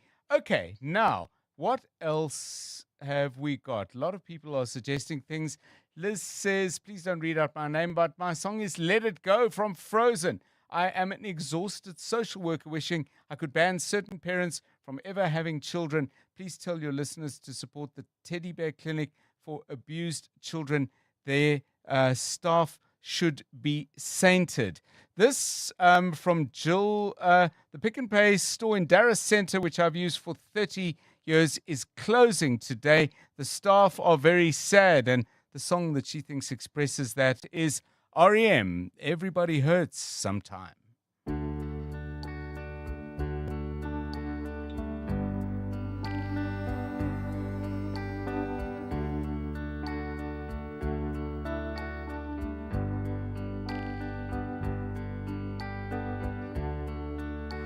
day is long and the night is yours alone. When you're sure you've had enough of this life, hang on.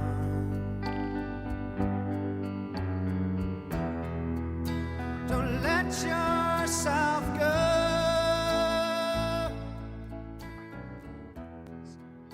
'Cause everybody cries. I wonder if this is gonna make it, but John, you've made my day. I was actually going to say, I was gonna sing the song, I had a bad day. That's my song for the day. And you made my day. I'm feeling so much better. You made me laugh so hard when you said that song, Move It, Move It.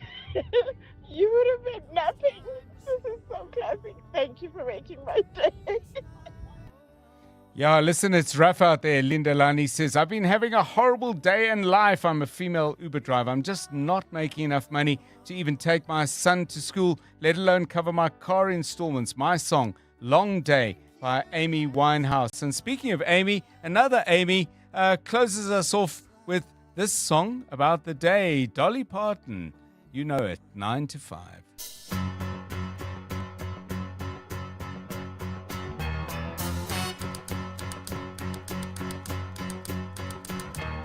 Tumble out of bed and I stumble to the kitchen, pour myself a cup of ambition and yawn and stretch and try to come to life.